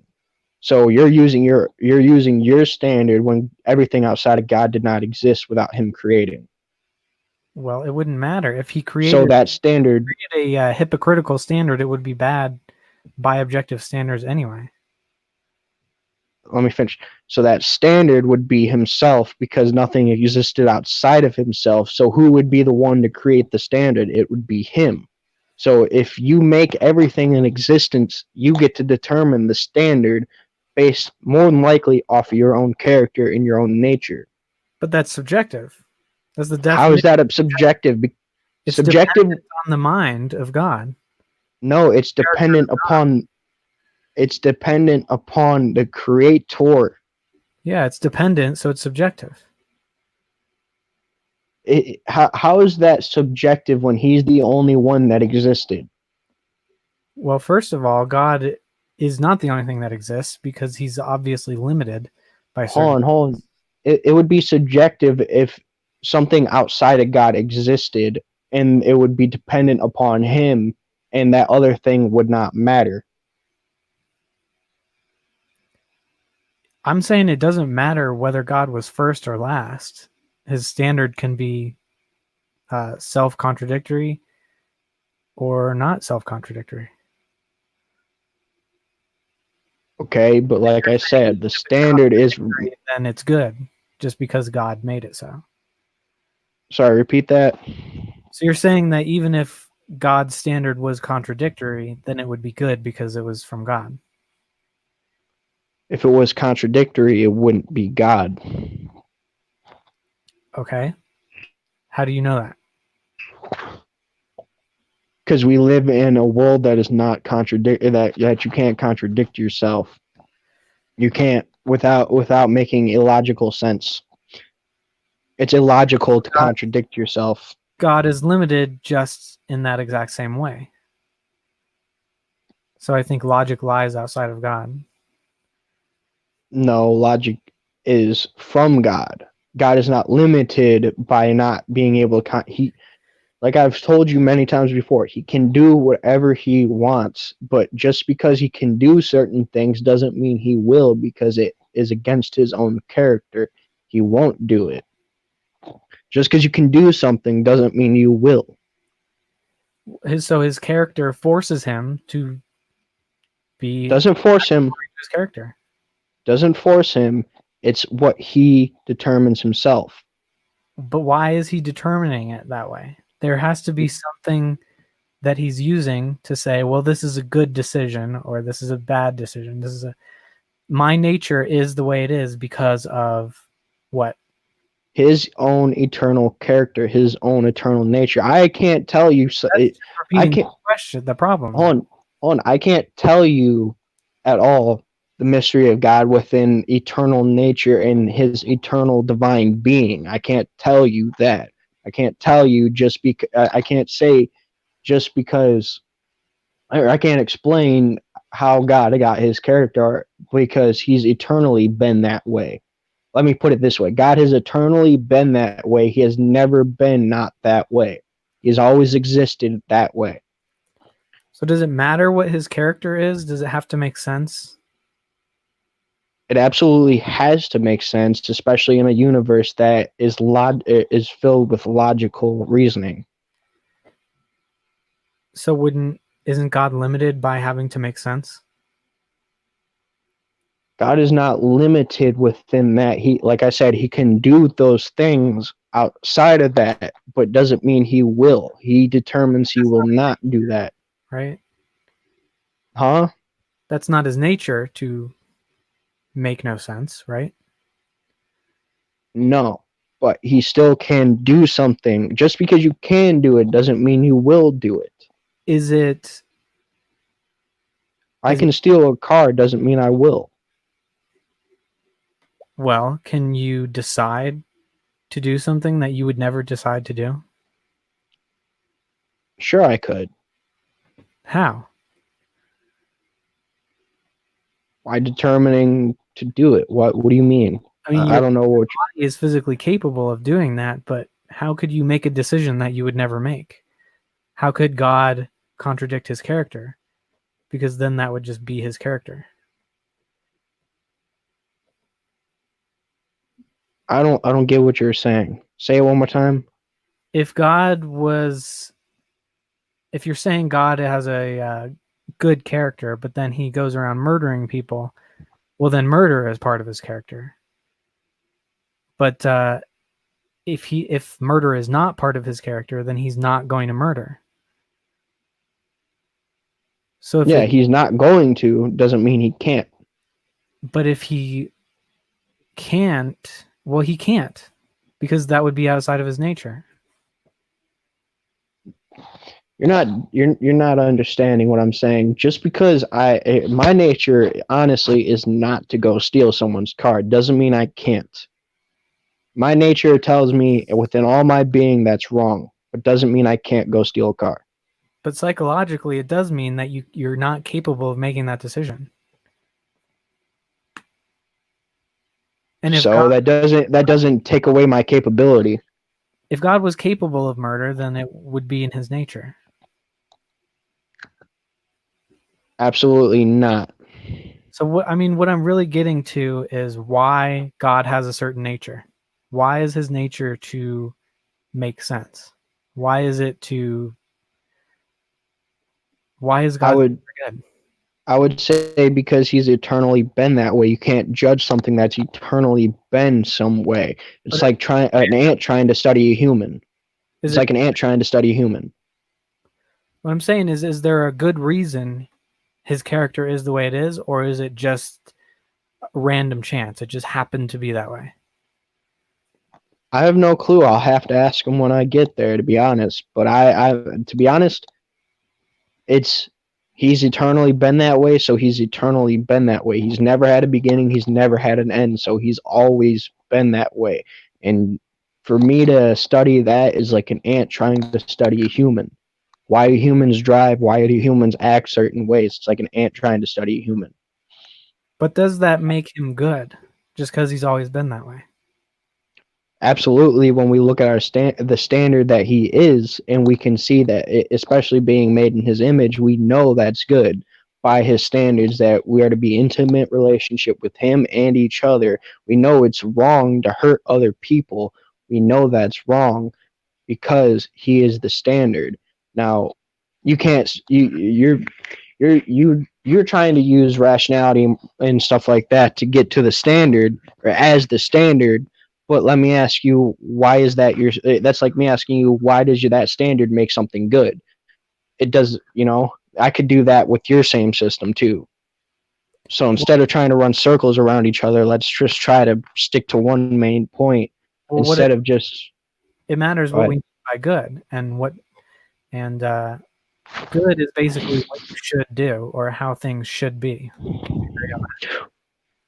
Well, good really means being morally perfect, and who decides what is morally perfect? And you using rationality as your basis. Absolutely, I could ask what makes rationality good. Who cares? You Well, know, it depends on what should happen, right? Like who says what should happen? what should happen, right? Who says what should happen, or what says what should happen? So basically, it's an ought, right? So there's the problem of how do you get an ought from an is? Because How that's do you get? because if you're searching for like objective truth, you can describe what is, but you can't really. At least the problem says you can't really describe what should be based on what is. But there are a few instances in which you can actually derive an ought from an is, and that's what I'm basing everything on. By yeah, but how do you get to that makes no sense in my mind. Just because there's an ought that the universe exists doesn't mean that there's an ought that there is morality, or that there is such thing as actual good morality. Because I would ask why that is, why you would come to that conclusion. Well, I'm actually defining the existence of the universe as a moral act or a moral value itself, because it is a state of being that should be. Why? Something that is good is something that should be, right? Why? Why would that make sense? Why would it make sense that the universe should exist? Yes. Um, well, there's one way we can know, and that's because something does exist. Okay, but why would it be a good thing that it exists? Well, it's an ought. It necessarily ought to exist What because makes it alternative is necessary? possible. So, Alternative would be impossible. yeah. Okay, so that still leads me to the question why? Why would that make it good still? It doesn't matter if it doesn't exist or it does exist. It still wouldn't matter either way, right? Well, I think we can agree that anytime there's an ought, that's describing something that's good, right? Yes, but an ought is described by a standard of something. Just because, like you're saying, just because there's an ought that the universe ought to exist doesn't mean that there is an ought that the universe ought to exist just because it does exist. You see what I'm saying? Um, sort of, because it's like, well, there could, just because there's a bullet in your brain doesn't mean it ought to be in your brain, right? Yes. Um, but with what I'm saying is it's necessary.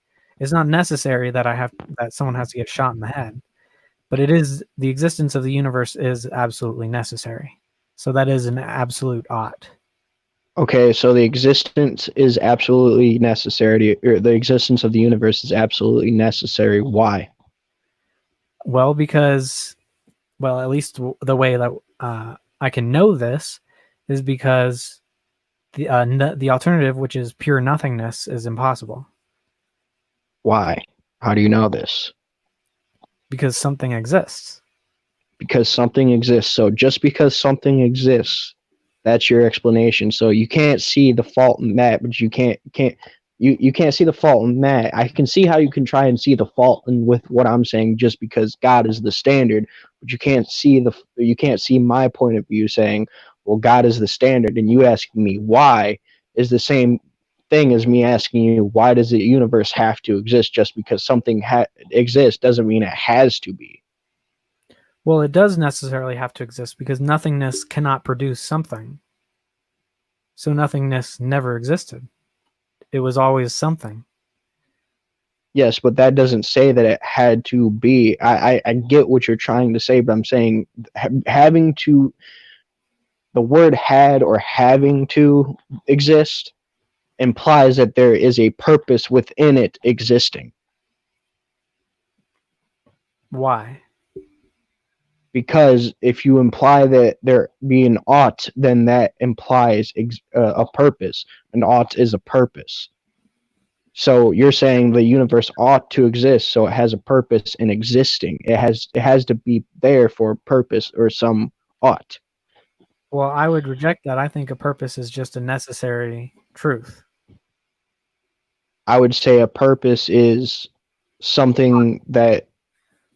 Go ahead. Sorry, an ought is just something that's necessarily true. An ought is just something that is necessarily true. Like, I don't think it needs to have an express purpose because a purpose, well, I would distinguish purpose and function. A purpose is something that is done with intent. Yeah. Function is just something that anything does. So there is Okay. function to existence. Say that one more time. I would say that you can definitely say that there's a function to existence, but I wouldn't say that there's a purpose. Wouldn't you say function implies purpose?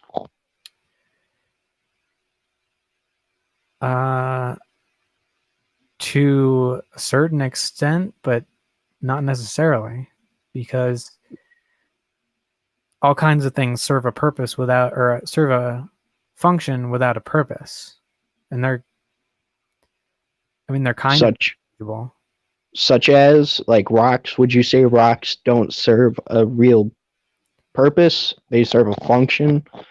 I would say that the rocks serve the function as the foundation of like what we walk on, but that they weren't purposely made that way. It's just that that's how they work. How do you know there was no purpose to these rocks? Well, theoretically, they could just be there, and then people use it according to their function.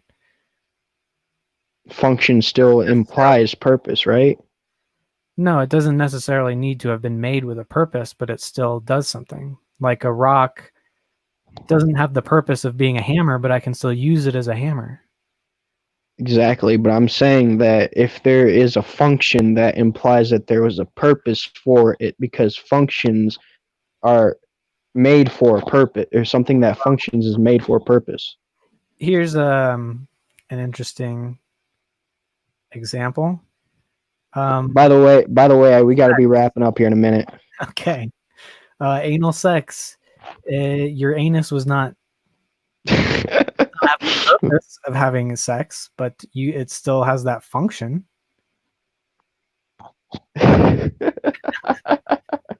You're a funny guy, Taylor. That's where my mind goes, of course. Oh yeah, but it has it's anal. Anal still has a purpose, though, right? Well, for the human who's doing it, yes. I'm talking about it still has a purpose. Of course, it can function as something like a sexual part, but I'm saying it still has a purpose, right? Both of those things still have purposes, right? Well, I would say that purpose just needs like conscious intent from a being. So it's their purpose to stick their wiener inside of another man's butt. The purpose of doing so is for pleasure, yeah. Yeah, so they still have a purpose in doing so. Yes, but the anus itself is just there. You can How do you have a purpose for it, but its function just is neutral. It just does what it does. Yeah, it poops and all that, but so it still is being given a purpose. By a human, yeah, by a mind. Yes. Yes, so it still implies it has a function and a purpose. Obviously, the purpose is to poop. The purpose is to release all the waste inside of yourself. So it still has a purpose. Someone can take the purposes and the function of that thing and still use it for another purpose or function. Mm-hmm. So it still has a purpose, right? Not without conscious use, I would say. So I would distinguish between, as far as biology, I wouldn't say any of it has a purpose. It just has a function. It just happens to work that way. so Evolution versus creationism a little. All right, so we could just eat and not, or we could have just ended up like being creatures that eat and not poop and pee. Well, I mean, we're going to argue over this because I don't think that the human body was designed. No, I'm just asking. So you're saying that we could have ended up, from your point of view, we could have ended up like creatures, because I don't know of any creature that produces absolutely no waste other than a plant, which still produces waste in a sense, which is oxygen. But still, you're saying that we could be intaking things like food and there'd be no function or purpose within, there's no function or purpose within the anal canal, or within the intestines. Well, if the canal is there, then the food will pass through it. But there's a function within that and a purpose, right? The purpose is to get waste out of your body so you can still have energy. If it was intelligently designed, sure. Again, so it's still has a purpose and a function to get the waste out of the body so you can have energy and be hydrated. I'm just sticking with the way that I distinguish purpose from function. Is a purpose is a intended function. Yes, but so evolution had no intentions in developing the anus to relieve waste out of the person. If you want to anthropomorphize it, the purpose would be of waste removal, but So there would be a purpose still within it. I don't see any intelligence in that process in reality. You don't see any intelligence for a purpose within the function of your intestines. if it was intelligently designed, would be a purpose. But in evolution, no one is actually deciding these things. Yeah, I understand your. And I so they understand. Go ahead. I'm sorry. well, it's just that if it was some random change works, it wasn't designed or it didn't have the purpose of working. It just does work. So it had absolutely no purpose. Not if it evolved. It had a Okay. function, not a purpose. Okay, so it had really no purpose in developing to get real waste out of your body. So there's no purpose to get. So there was no purpose to form your intestines and the anus and all that, but yet there was a purpose to get rid of waste outside of your body. It was a function. It was a function, but function implies purpose. Why? Because the purpose would be to get rid of all that waste that you just accumulated so you can absorb the energy, and then all the waste would go out of your body and not stay inside of your body because your body cannot take in all the energy If or we're all the saying that waste. purpose is a function with intent, how does any function imply intent? The intent is to get rid of all the waste in your body. By who, though? Apparently, in your worldview, it was not thought about. It just happened.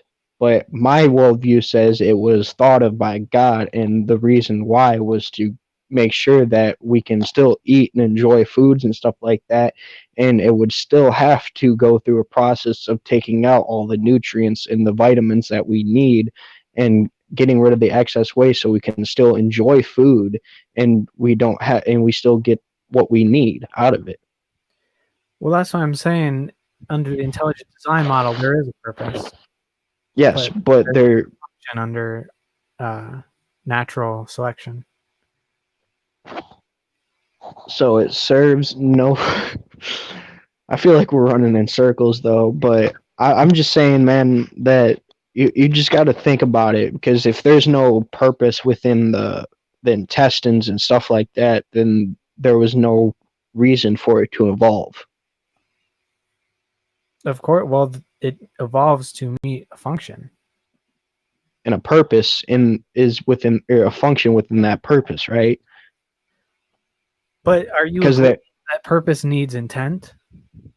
Yes, purpose needs intent, and so does functionality. The reason why you would claim that it evolved that way is not just so it could function that way. It's because it had a purpose within evolving that way. But if it just evolved, whose intent was it? I don't know. I can't answer that from your worldview, man. Yes, I don't think it had a purpose at all.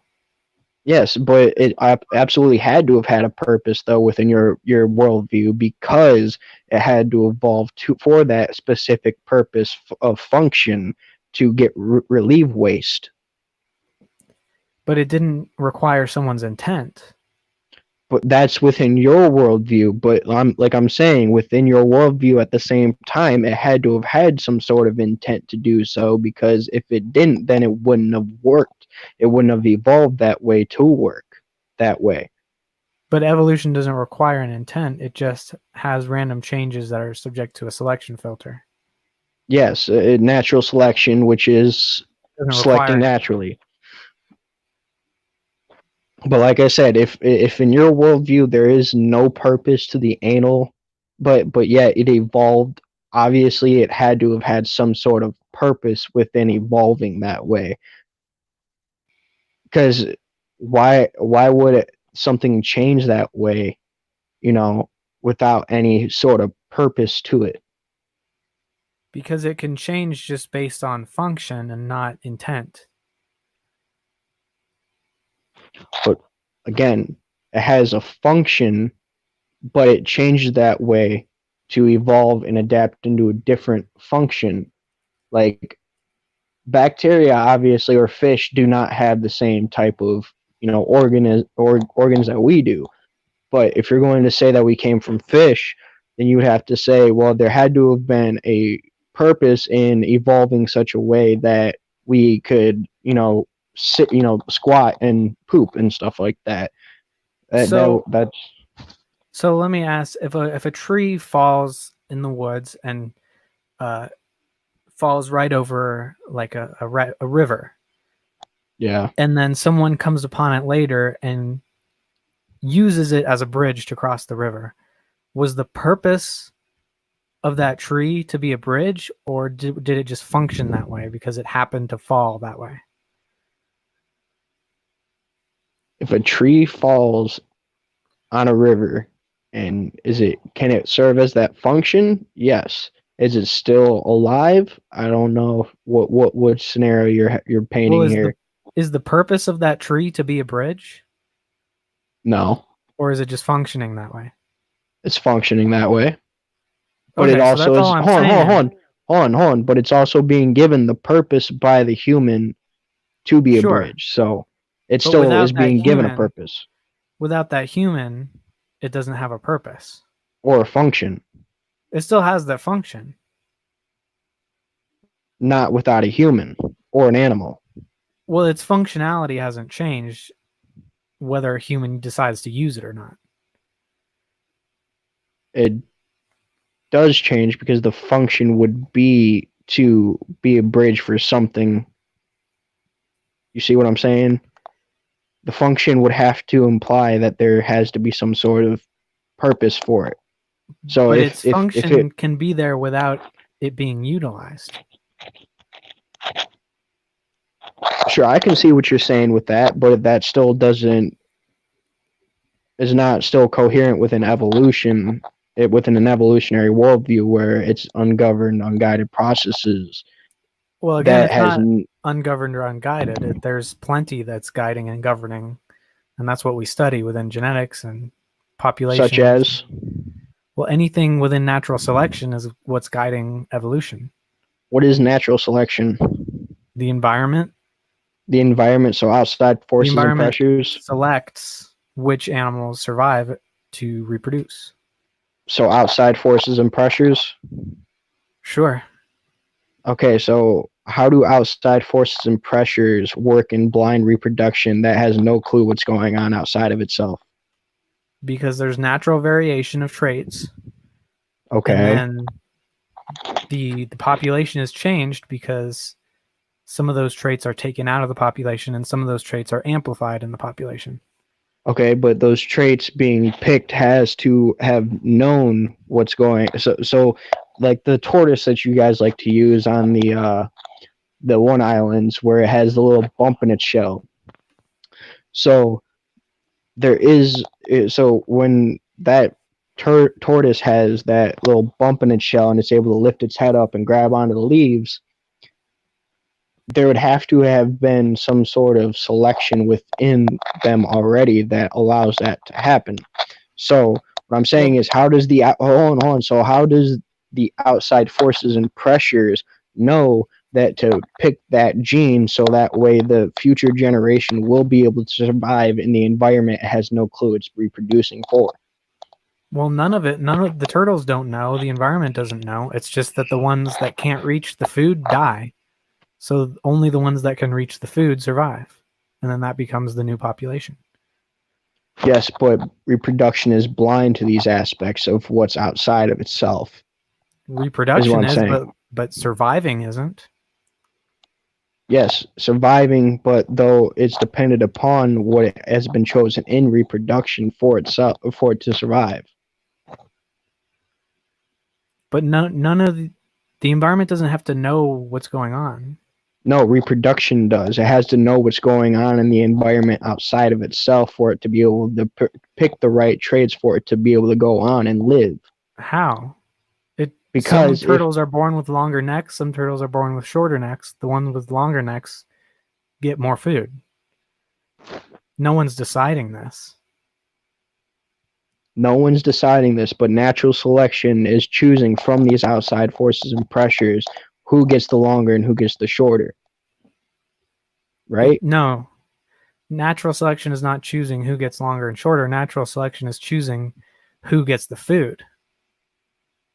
Yes, which would be who gets the longer neck, who gets the shorter neck. Yeah, and that's just random. Okay, so again, you'd have to say that there is absolutely, like I said, it's ungoverned and unguided within that sense because there's nothing that is really choosing within that Except the sense because environment. the environment, the reproduction is blind to the environment outside of itself. Right. Evolution is not just reproduction, though. It's reproduction, variation, plus selection. So after that thing, after the turtle is born and it doesn't have the bump in its shell, will it still be able to survive? Absolutely not. You know it wouldn't be able to. Yeah. Again, so again, natural selection is blind to whether it's going to have to pick its neck up or have that little bump in its shell How is it blind? It's because it literally doesn't selecting which ones survive and which ones don't. because it doesn't know what the turtle needs to survive outside of the reproduction. It has no clue what it needs to survive. Yeah, It's that's why it blind to happens the environment. naturally without It's it's intent. it's blind to the environment outside of itself. And yet there are still variations within the children. And some Yeah. of those children do better without any intent, without any knowledge or understanding of what's going on. But how would you know that? How would I know that this process is occurring? No, how would you know that there's no intent and that it's blind in the sense that it doesn't know what's going on outside of itself, but it's picking these things so that it can survive. But how would you know that there's no intent behind it? Well, we don't just assume that there's intent just because. We need some kind of evidence for that. So if some if the less fit are dying because they just can't get enough food, where is the intent there? The intent is to keep the species going so that way they live. Whose intent though? Apparently natural selection in the species that are reproducing. So natural selection is like a self-aware spirit. No, I'm saying in your worldview, natural selection is what's happening during reproduction is it's being picked, or that certain traits are being picked to match that environment outside of itself so it can survive. But it's being picked by unthinking processes. Unthinking processes. Yeah, like whether or not you can reach the food. Okay, I don't. That's just like I geometry or whatever. I If your neck's long but enough, you can reach it. yeah, but reproduction is blind to whether it can actually reach it or not, so it wouldn't know to pick that trait. Right, but natural selection is not blind to it. Natural selection is blind to that because it wouldn't know to pick that trait or not because it doesn't know if it needs it or not. But natural selection is not an entity, it's a process whereby I some I die and get some that. don't. No one's I get deciding. I It doesn't have get to know that. anything. I get that. I get that 100% entirely. I know the whole process. I was an atheist just like you. I promise you. I was entirely involved with the evolution thing.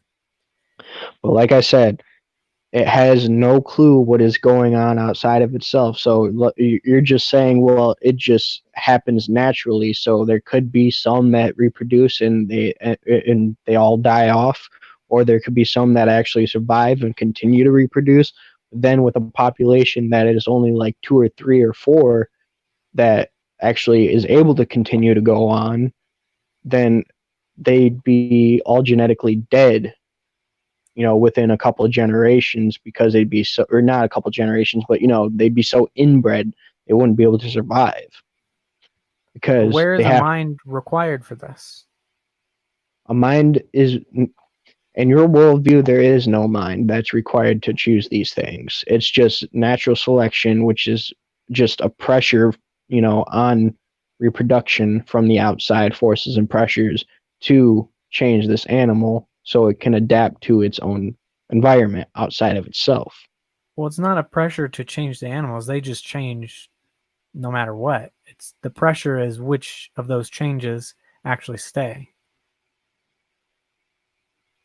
So let me put it this way: if you release a bunch of dogs into like a desert, like all the short haired ones obviously would survive. All the long haired ones would obviously die.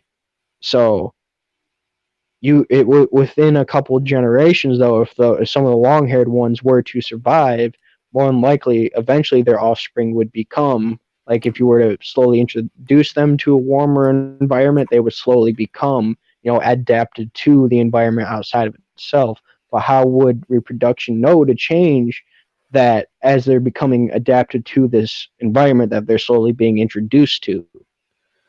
Well, it doesn't know. It's just that you give birth to different children, so your child might be a little less hairy than you, and so they're going So to do a little better. isn't it amazing within your worldview how there's even life at all, because everything should be dead completely, especially considering that we all came from a single common ancestor, and this ancestor was able to survive through environments that we face today, even changing environments and changing climates and stuff like that. So you think that reproduction needs to know what to do? I think reproduction absolutely has to have some sort of guidance within it to be able for the next population to survive within an environment that is changing. Even though the children are just born differently, you think that some mind has to be able to make the decisions on how they're born differently? Absolutely. So God intercedes for every reproduction event? I wouldn't your say worldview? intercedes. I wouldn't say intercedes, but he causes. Yes, he. The way I would put it, most importantly, the way I believe it's in Psalm, something like that. He says, "I knit you together or you knit me together in my mother's womb." That's the best way I can put it. Is he knits all animals, including ourselves, in our mother's wombs. So He it's not determines. the mixing of the mother and father's genetics. It's God is Oh deciding no, which ones occur. Oh no, it is the mixing of them, but from that like I said, he determines what trait and what not trait. Sorry, it's late. I'm tired. All right, so it's not determined on which parts of the chromosome exist in the sex cells already. No, it is determined upon that, but I'm saying what determines whether that will actually take place to where that animal can survive and actually adapt to the environment is all dependent upon him determining whether it will make the changes necessary for the outside environment to be able to adapt to. Well, but which part is God? Is he changing which chromosomes go on in the sperm and egg? Is he responsible for the mutations? Which part is God? What do you mean? Like he's changing the chromosome? I'm sorry, I'm tired. I'm so tired. All right. Well, I mean, we kind of got off onto creationism. Yeah, it's been a long night. I've been working, and then I got off and I went job hunting for a second job and all that because the one place I was working at just closed down. So I apologize. I wish I could be more into it right now. That's okay. I mean, I'll let you go. Yeah, But yeah, maybe we can talk again about just how you know all this stuff, and we could talk about even the creationist aspects. Like I'm interested now in where you think God factors into reproduction. So yeah. yeah. I appreciate it, man. I look forward to do this like some other time when I'm not as tired. Yeah. All right, man. I had to work at 1 and then I got off at like 4 because I was just doing truck. And then I went out work, looking for jobs and all that. But I appreciate it, man. I appreciate your time. Yeah, I appreciate you coming on and talking with us, and Yep. Yeah. Some other time, just let me know, man. We'll set up another day, and I'll make sure that I'll have the day off. Yeah, All right. I'll be prepared next time. All right. Well, we'll be in contact. Yep. Yes, sir. You have my email. Just let All me know. right. All right. All right. Have a good And night. yeah, you too. And thanks to everyone who was watching, and we're shutting her down.